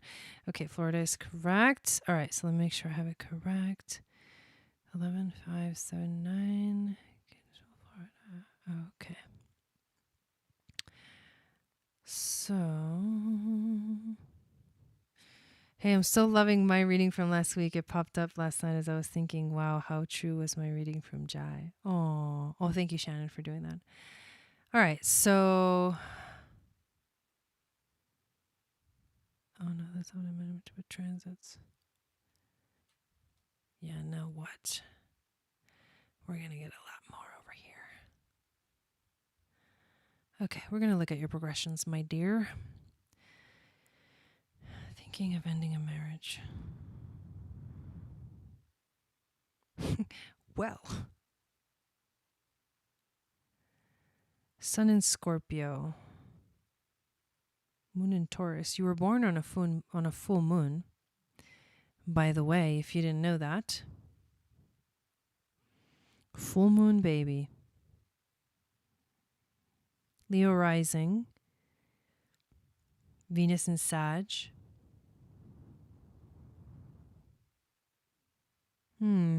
So you require a lot of freedom as well in relationships. And if someone's not able to give you that, that is going to be really challenging for you. You're also here to focus on like being in the moment, focusing on your life, on your daily life. Relationships can be karmic for you because your South Node is in your 7th house, and what you need to let go of, you need to learn to be more independent. And you need to let go of the toxic, codependent relationships.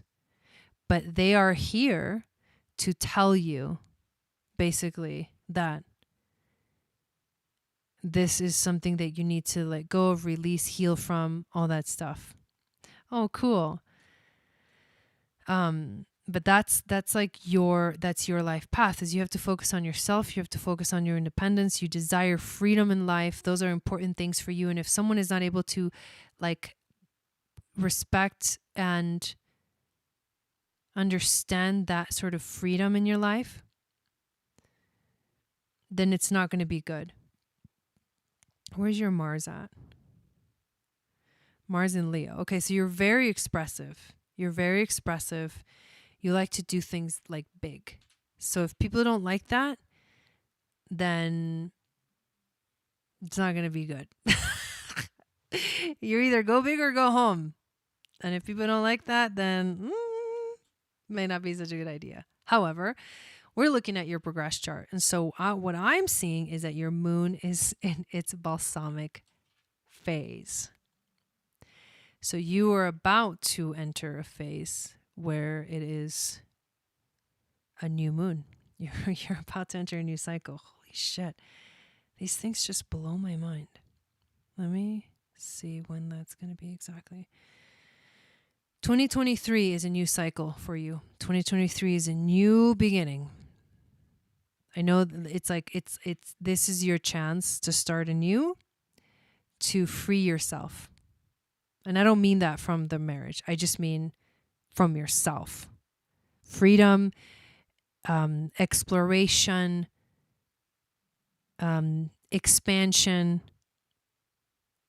fun, knowledge, learning new things. It's a new beginning in December of 2023. So what's happening now is the moon is ending its transit to Scorpio. And let me tell you about transiting moon through Scorpio. Let me get my book. Let me tell you what's going on and why you feel the way you feel. God, I love progressions. Okay, so transiting moon in Scorpio. I went through this in 2018 and it is not fun. So here's what's going on for you right now for the last 2.5 years. The social needs of balance crumble as you instinctively seek to express strong emotional needs. You hunger for intensity. The potential for this intensity to throw a situation out of balance is no longer a concern for you. Human relationships are now only worthy of energy if they contain strong emotions. Women can quite often give birth to a child while the progressed moon is in Scorpio, as the Scorpio moon engenders very strong earthy bonds with another, permanent bonds. What also happens during Scorpio transit of the moon is tower moments. Endings lead to new beginnings. You face your truth. You face what's underneath the surface. You're no longer afraid of it. And you want the change. You want the transformation. So your life begins to transform. And that includes relationships. And for you, this moon literally went over your sun and is now in your 4th house of the home. Pluto rules the sign of Scorpio. Pluto destroys things. However, it cannot destroy the essence of whatever is found within that sign. It destroys the illusion. So what's going on here is that you're seeing the truth unveiled about what's going on. And there may be some things that you like and some things that you don't. Literally, Scorpio is death. It represents death, the death of something, the ending of something, the tower that falls that leads to a new beginning. And your moon happens to be waning in its balsamic phase in Scorpio, which adds to that. The moon is going to, in January, move into Sagittarius. So you're going to feel a very strong shift. And the shift is going to be into this. The shackles of intense, one-to-one relating start to ease as you see the expansiveness of the unexplored world. You now have a burning desire to increase your worldview, to do things which have never been done before, to go to places that have never been seen before, and to think things that have never been thought before.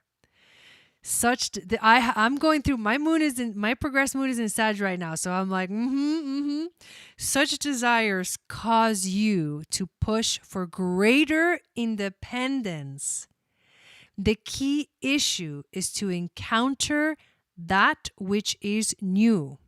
You no longer desire intensity as it reduces your ability to have an overview. Now, I want to read what happens in the balsamic moon, which is the hardest phase of the progressed chart. This is the last phase of the cycle. For most of us, right, Nathan?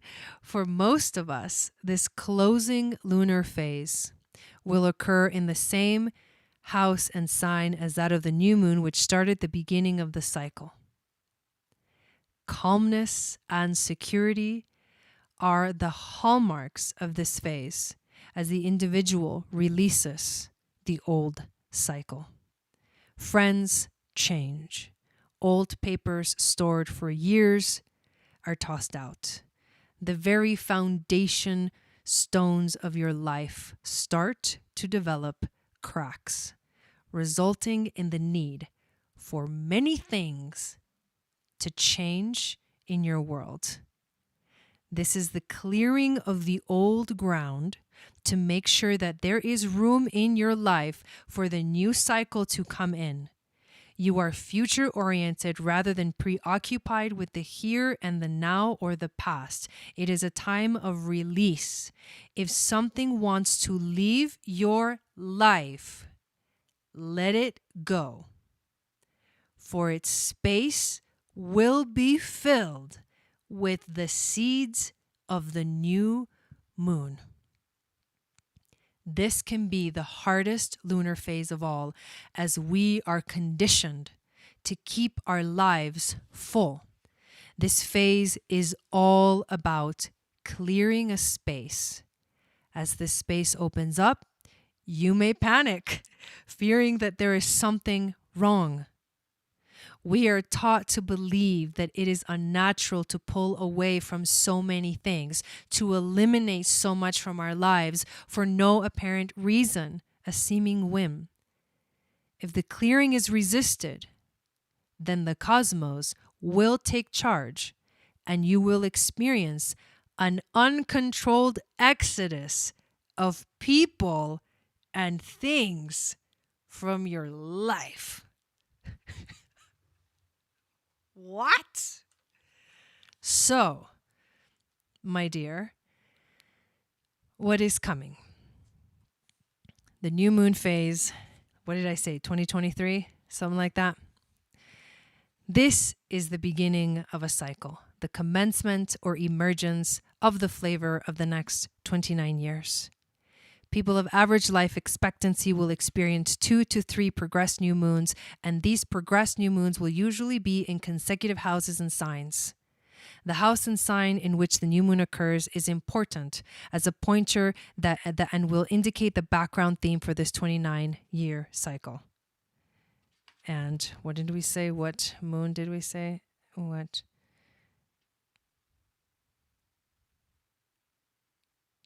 Okay. So, it's happening on the galactic center.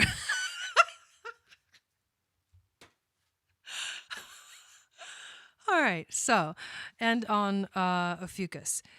So, basically, and it's in your 5th house. So, 2023 is a year where you get to like full on be in your creative space. That is the theme of the new moon that's coming. Freedom. Like literally Kundalini awakening, DNA activations, like higher forms of understanding, expanding your mind, being in your creativity, in your passion, having fun, enjoying life. This is a very important time. You have to let go. You know what you need to let go of right now. Like, you know, deep within your soul, there is nothing that can tell you like that you're not sure. You know the answer already. And this is a time of letting go and releasing. You need to let it go. Let go of the things that are not serving you right now, because you're getting ready. Like I said, the cosmos will take over if you do not release it yourself. So I think that that's a clear enough message for you, Stephanie. Thank you. Thank you for getting a reading. Wow. Damn. And next we have Nelvin. Oh my God, that's so intense. That's intense. All right, Nelvin, let's check it out. That was awesome. I mean, it was like exhilarating, but it was like, holy moly, really heavy. This is truly the most real version of life. Yes. You're welcome. You're welcome. Happy to be of service.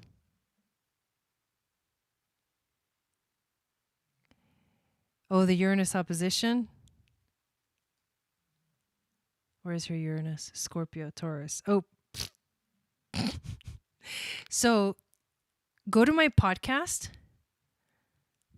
Do I have podcasts on my iPad? If you have an iPhone, here we go. I don't even know if this is going to work. If you have an iPhone,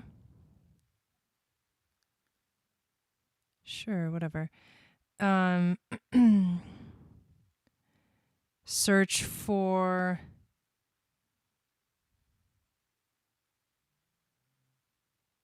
my podcast, which is the Channel for Grace Uncut podcast.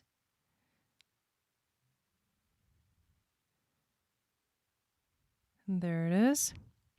Oh, I like how it comes up. Okay, this is the one. Okay, so you got to find my podcast, Channel for Grace Uncut podcast, and go to the episode called, oh my. By the way, I'm going to do a new episode this weekend, you guys. I'm going to talk about the moon goddess. Here we go. Episode 6, Understanding How to Navigate the Uranus Opposition. I did this episode with Shannon, which is Stories from the Lion's Mane. And it'll help you understand what's coming. There you go. That's all I wanted to say.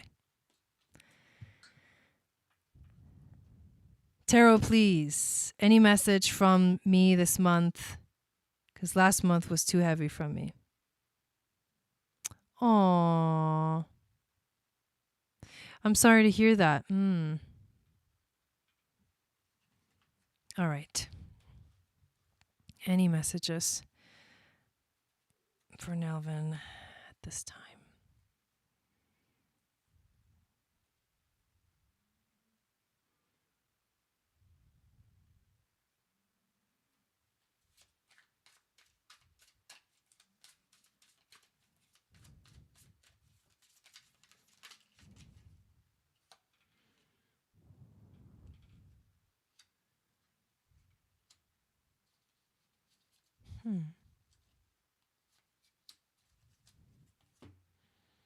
Wisdom from the ancestors.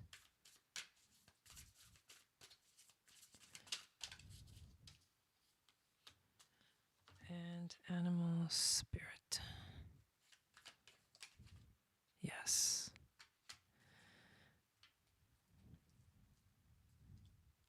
To get on the list, there's a link in the description. You send $25 to my PayPal, and then I'll add your name to the list. And if you do get on the list, you'll be the next reading.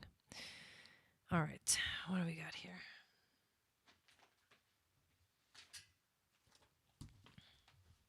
By the way, you got like all these cards are in, all these cards are in reverse. And then on the deck here, what the first card that I'm seeing is actually the death card.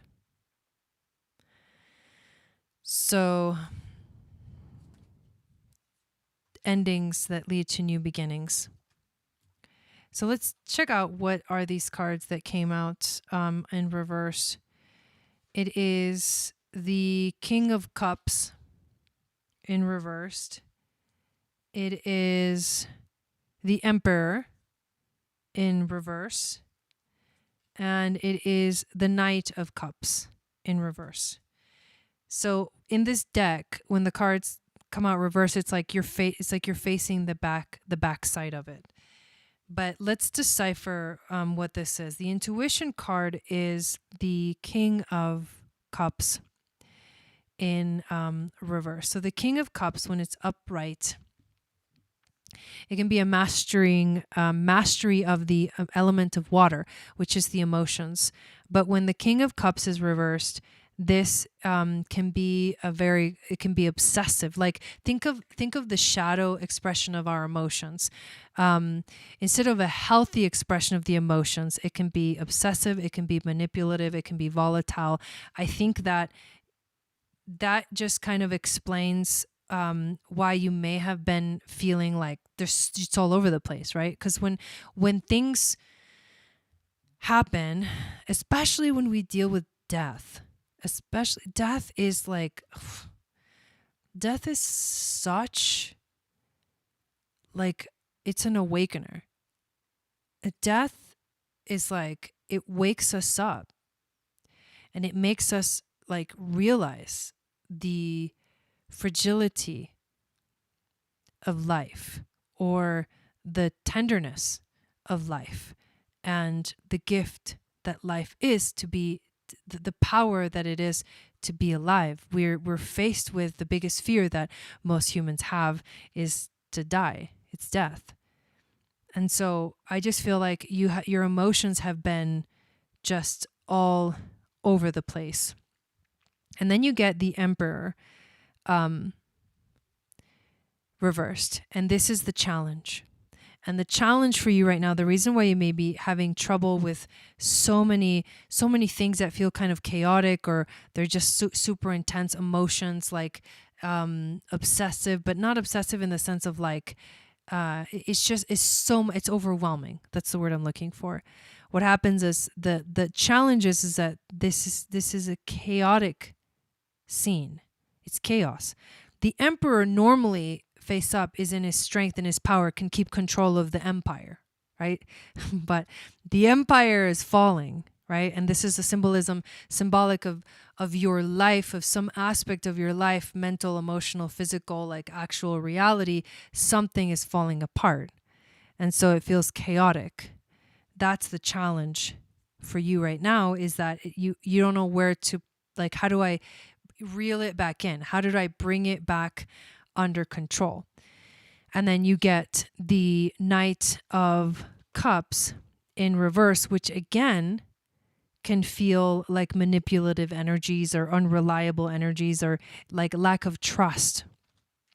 And you may have very well lost a little bit of trust, maybe in yourself, trust in life, trust in God, like whatever that is. I feel like there's a lot of the three cards facing like backwards feels like resistance, but also resistance because there's so much going on. There's such overwhelming emotions more than anything. It's the Cup card and the two Cup cards, and then the Emperor, Major Arcana. So it's like emotions are running high. It feels like you're not in control. And it feels like the energy is growing. These are emotions that are building up.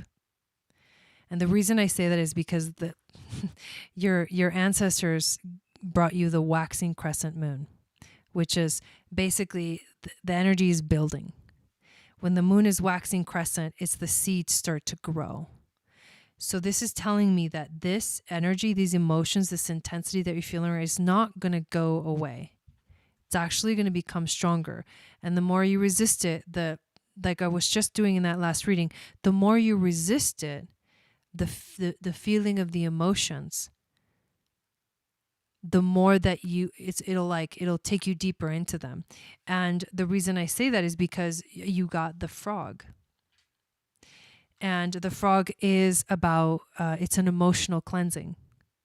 So let's see what the Frog has to say to you, because I think this is the key to the message for you on how to deal with all these overwhelming, intense, kind of chaotic, feels like I'm not in control anymore, all of that stuff. This is where you're going. This is why the energy is building. It's because it's leading to the Frog, which is a clearing, which is a cleansing and a healing. That's really what's going on. Yeah. The Frog and the water element are almost inseparable. The Frog spends its first months of life entirely within this healing element, and then emerges to rest on land. But no matter how earthly the Frog becomes, its need for cleansing and rejuvenation is regular. Frogs tend to become overworked and undernourished, so it's vital that such sensitive creatures practice self-care. This card serves as a reminder that water helps us cleanse, forgive, and release. That the water is the emotions. Time to dive in.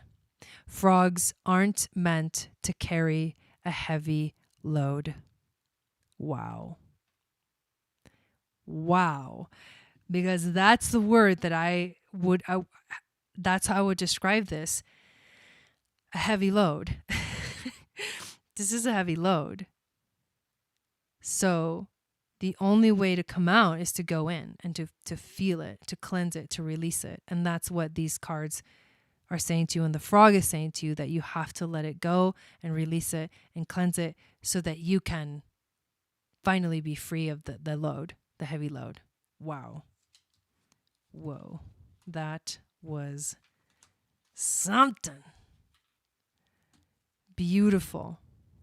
Beautiful. Okay. So let me check if anyone else got on the list. I have not received another PayPal. So the list is open, you guys. If you want to get on the list, you have to send $25 to my PayPal, and I have the link in the description of this video. And then as soon as I receive your donation or payment or whatever you want to call it, then I'll put your name on the list, and we'll do your reading, whether you want an astrology or a tarot reading. I can do either. And if you do want to do astrology, I can look at either your natal chart if you've never looked at it. I can look at your transits or progressions or even synastry between you and another person. So actually, lately I've been really enjoying the progress charts. They've been really awesome. They really shine like a big light into what's like the theme, you know, of your life. So yeah, and then thank you to everyone that got on the list for tonight. And if you haven't yet, make sure you check out the description of the video, because there's a lot of cool stuff going on. I'm doing a Labor Day weekend sale on all of my Starseed essential oils blends, the Aura Mist and the roller bottles to connect with your Starseed, Starseed markings. The Moon Goddess training is coming up, which I am so excited about. It's a 6-week program that starts October 6th on the new moon in Libra, and we're going to dive very deep into the esoteric wisdom of the Moon Goddess, ancient alchemy, the mystery schools of Hathor, and learn about the moon centers and intuition and self-care, empowerment, sovereignty, like all that stuff, the sisterhood of the rose and all that stuff. It's all good. Don't stress. Don't stress. And then we've got the doTERRA essential oils chakra balance coming up, and I'm doing a special this month. If you have had a Starseed reading with me before, then you can actually you're eligible to purchase the ASTRAL Starseed DNA activation. And then I record that individually for each person based off of your Starseed markings. And it's a way for you to connect, to meet your Starseed family through astral travel, and to also activate your Starseed mission. It's like a DNA activation. So those are awesome. So if you've had a Starseed reading this month, when you order the activation, you get one of my free oils. All right. So go ahead and put up your question, Nathan.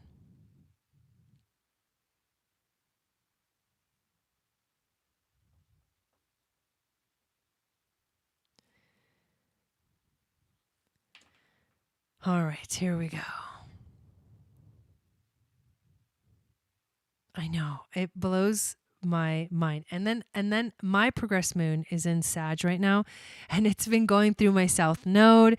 It's been going through a fucus.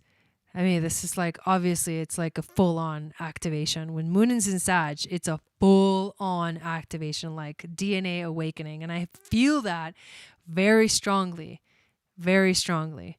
Like I've been on a freaking journey. Oh, I didn't tell you guys. Oh my God, I'm so excited. So I actually had a conversation. I was able to talk on the phone with Water Baby, with Rodin from Water Baby Tarot. I don't know if you guys know her. She has her own channel, and she's like amazing. I love her. She recently moved to Hawaii, and she does these little episodes. She calls them Balmy Spirit episodes. And she recently did one where she actually went to a ceremony. We both ended up going to like a sacred Native American or Native South American ceremony within a week of each other without even knowing. And she went to the sacred feminine ceremony, and I went to the sacred masculine ceremony. I mean, it was like we just had this epic conversation. So I'm going to have her come onto my channel on the 16th of September, and we're going to have a conversation about what's going on in the world right now. She's also into astrology. What's going on in the world? What messages she got from the ceremony that she went to, and I'll talk about what messages I got from the ceremony that I went to. And we'll just have we're going to do it live on the channel, but then we'll also record it and make that, and I'll upload that into one of our podcasts. So I'm excited about that. Okay. What is a progress chart or a starseed reading? What should I get? Excuse me, this session. I am doing a lot of change and re-encountering my life, memories from the past few years. Do you know what time you were born? Whatever you put, I need your the time of birth, date of birth, and location. So put that on the screen, and then when I pull up your chart, I can help you decide what reading to get. I don't do starseed readings as mini readings. I do those only as individual readings, like separate from the Friday mini readings, because there's so much information in the starseed readings.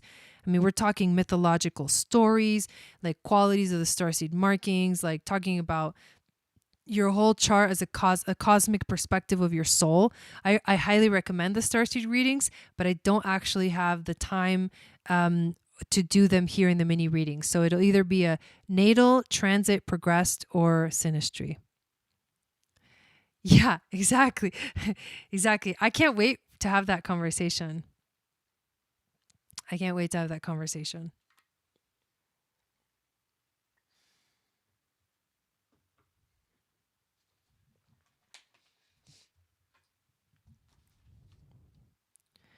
So,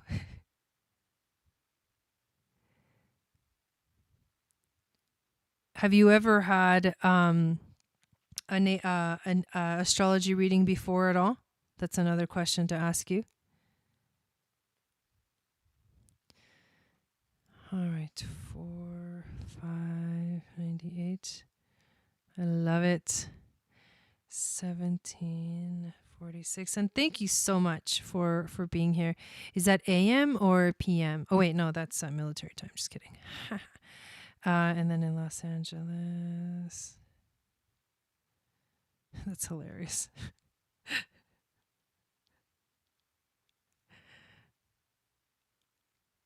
I am retracing my life. Okay, let's see.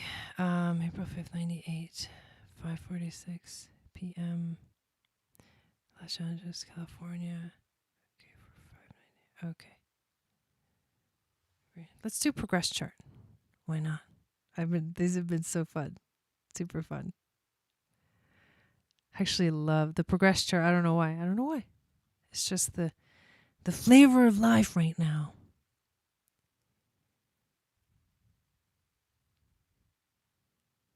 By a guy you work - collab with. What? A guy.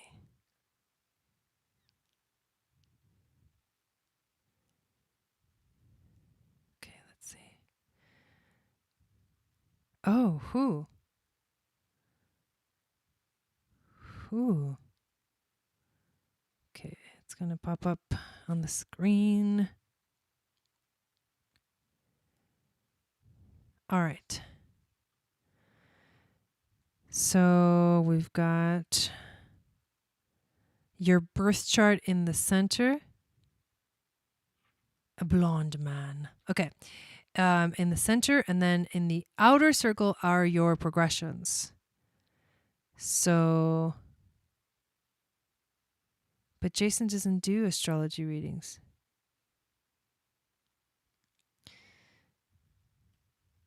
Ray of Light Tarot. Okay.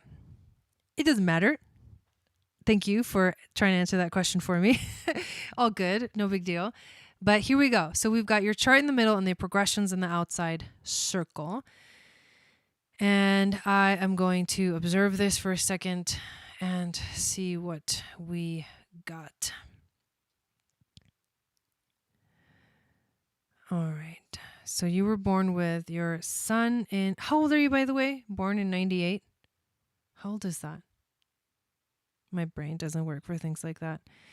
Sun in Aries, moon in Leo. Okay, a lot of fire. Virgo rising. Okay. Ruled by Mercury. Your chart's ruled by Mercury, so you're very mercurial. You have Mars in Aries. Huh.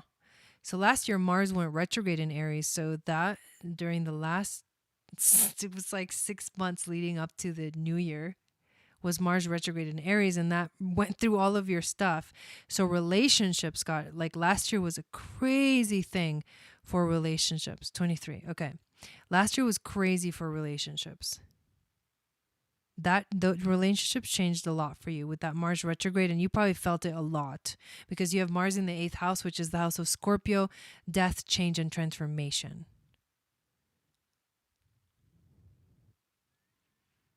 You're ruled by Mercury, and your midheaven is in Gemini in the 10th house. Which means that in terms of like your life path and career and what you should focus on is you have a message to share. He is very accurate. You have a message to share with the world. That's what's I wouldn't be surprised if sometime in your life you write a book or you express yourself in some way. Gemini energy can be like comedians too. They can be really funny. And this basically, it means that somehow through writing or expressing yourself or speaking your truth, sharing your voice is part of your life path. You also have your North Node in Virgo. And that means that in a past life, you've had very spiritual experiences. And in this life, you're experiencing more of the physical side of humanity. Being here in the moment, being present, manifesting, channeling those energies through into this dimension. However, your North Node is in your 12th house, which also means that you are here to have a spiritual experience within the physical three-dimensional reality. That's actually really powerful.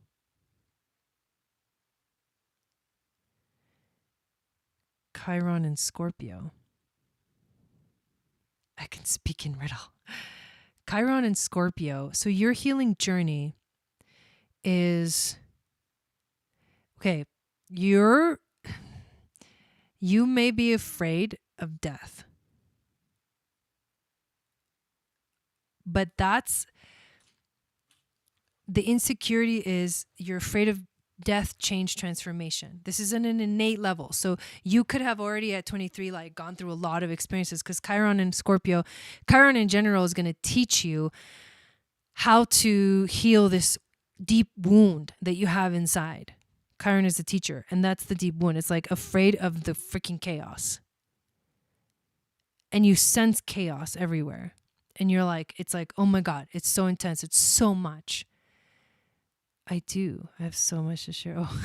So that is your greatest fear, is the when we think of like in a ritualistic way, the shamanic death. So the shamanic death ritual is about like literally you kill yourself so that you can be reborn. And that's why a lot of cultures had those ceremonies, because they're actually like, oh, what's the word I'm looking for? You can't live. We need those ceremonies. We've like completely, we think we can live forever. Like our culture, our modern culture has made it so that people like feel like they can live forever. But in these ancient cultures, they would have these shamanic death rituals so that you would learn about death and change and transformation and letting go and releasing, so that you would understand that death is nothing to fear. And that's the lesson that you're learning in this life. Wow, you've almost died before you. So you've had an NDE. Now I'm afraid to die because I made it out of that experience. Well, it depends on the experience. I'm going to recommend a book for you. It's by Anita Moorjani, and it's called Dying to Be Me.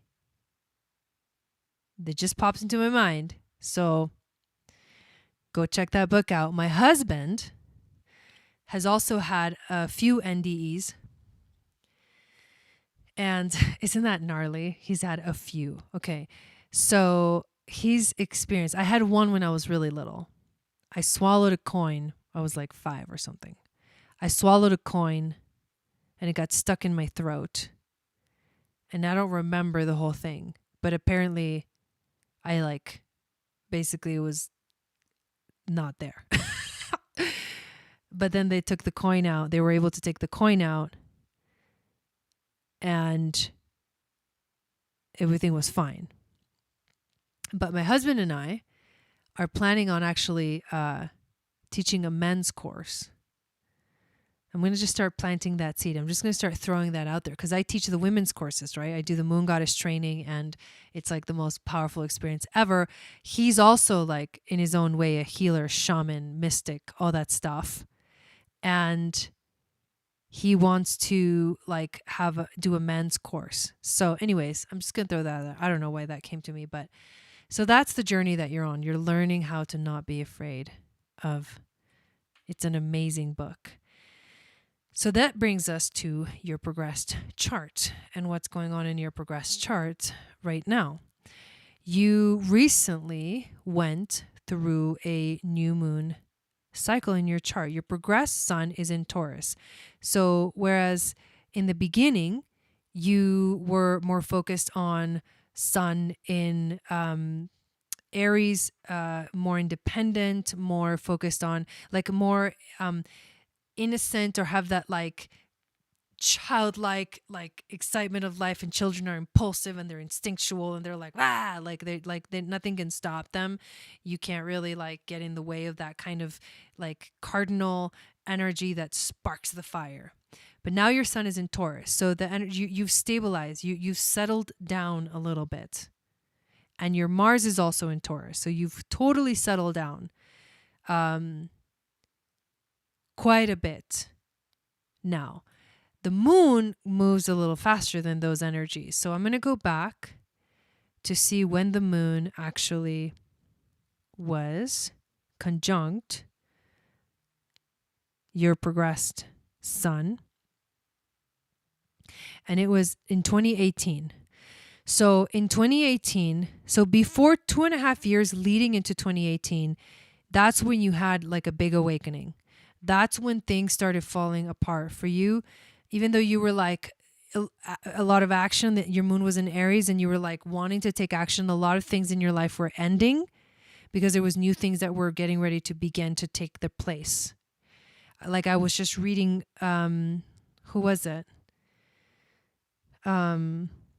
Stephanie's chart. You were going through that dark night of the moon. And that was leading up to 2018. Now in October of 2018, you started a new moon cycle, a new beginning, and it was in Taurus. So it was about finding more stability in your life, but also, again, that theme of death. Look at this. It happened in your 8th house of death, change, and transformation. Learning about that process, but in a more stable and grounded way. That's insane. Yeah, that's insane. It's fucking progress charts. Yeah. Okay. So, but in a more stable way, like you can handle it now. It's like you're a little bit more of a mature energy in terms of like your sun and your moon and so that's what happened. It's like you had that, but then things like stabilized. So now you're going through that new moon cycle. The moon entered into the sign of Gemini in 2020, in May of 2020. So a little over a year ago, your moon entered Gemini. And so right now, let me get my book, my handy dandy book. Right now you're going through a moon in Gemini progression. So let's talk about what that means. From the fertile soil of Taurus on the farmlands of the personal self, the crop of curiosity is grown. That's what the phase that you've been in since last year. Wow. Suddenly you require more information. And in seeking this information, you stride down from the hills into the cities of the external world. Input is the key word here, and you have an inner motivation to seek it above all else. You feel the need to increase the base of your knowledge, to encounter ideas in a productive and non-threatening way. Books, courses, languages, conversations, and people now start pouring into your life.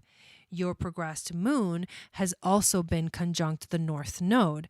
Right now, the North Node is in Gemini, which means that you're seeking the truth, you're seeking information. Yes, Shannon, I agree.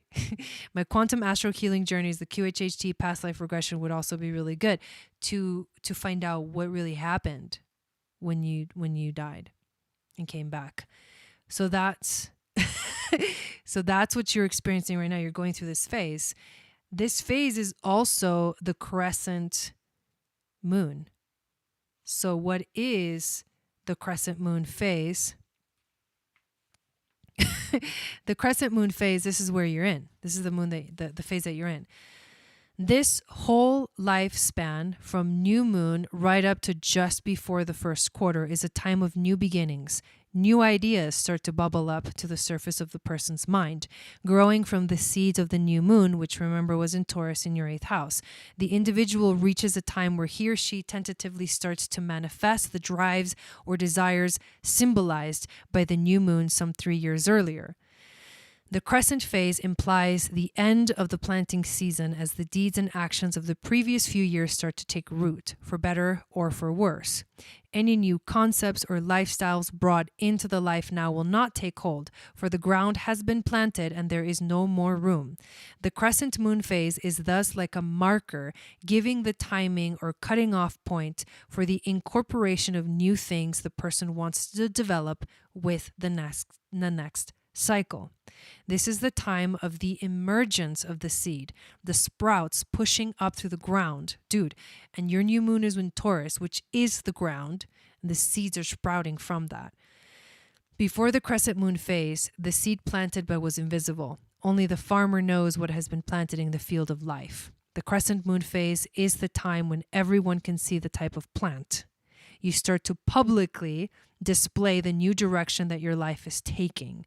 The new idea, the new hobby, the new interest, quietly pursued before, now starts to emerge and make a bigger statement in your life. So that's where you're at right now. That's the phase that you're in. So I'm glad there's a lot of confirmation there for you. And thank you for getting this reading. And I appreciate the confirmation that the astrology really is like a magical tool. It like blows my mind every time. There's more, there's so much there. There's a lot there. The North Node, moon with the North Node, it's like, this is part of you, like you're reaching towards your destiny. It's part of your destiny because you do have that midheaven in Gemini. It's just your life path. Don't be scared. This is exciting. What are you talking about? This is exciting. This is like the shit for me. Like, this is what I live for. But I have a gnarly Mars and Saturn in Scorpio, just like the Leo King. So I'm just like a savage. So, okay. I think that's everyone. Thank you, everyone, so much for getting this reading. You're welcome. You're welcome. Thank you. And I think we're going to stop there. So I appreciate you guys so much for hanging out with me tonight. This was a really fun night of readings. And I hope you guys have a beautiful weekend. And I will be back on Sunday night for the astrology of the new moon in Virgo that is coming up on Monday. So love you guys. Make sure to follow me on social media. I'm on Instagram at Channel for Grace and MeWe at Channel for Grace. And yes, and I can't wait to see you guys again. Thank you. And I'll see you guys next time.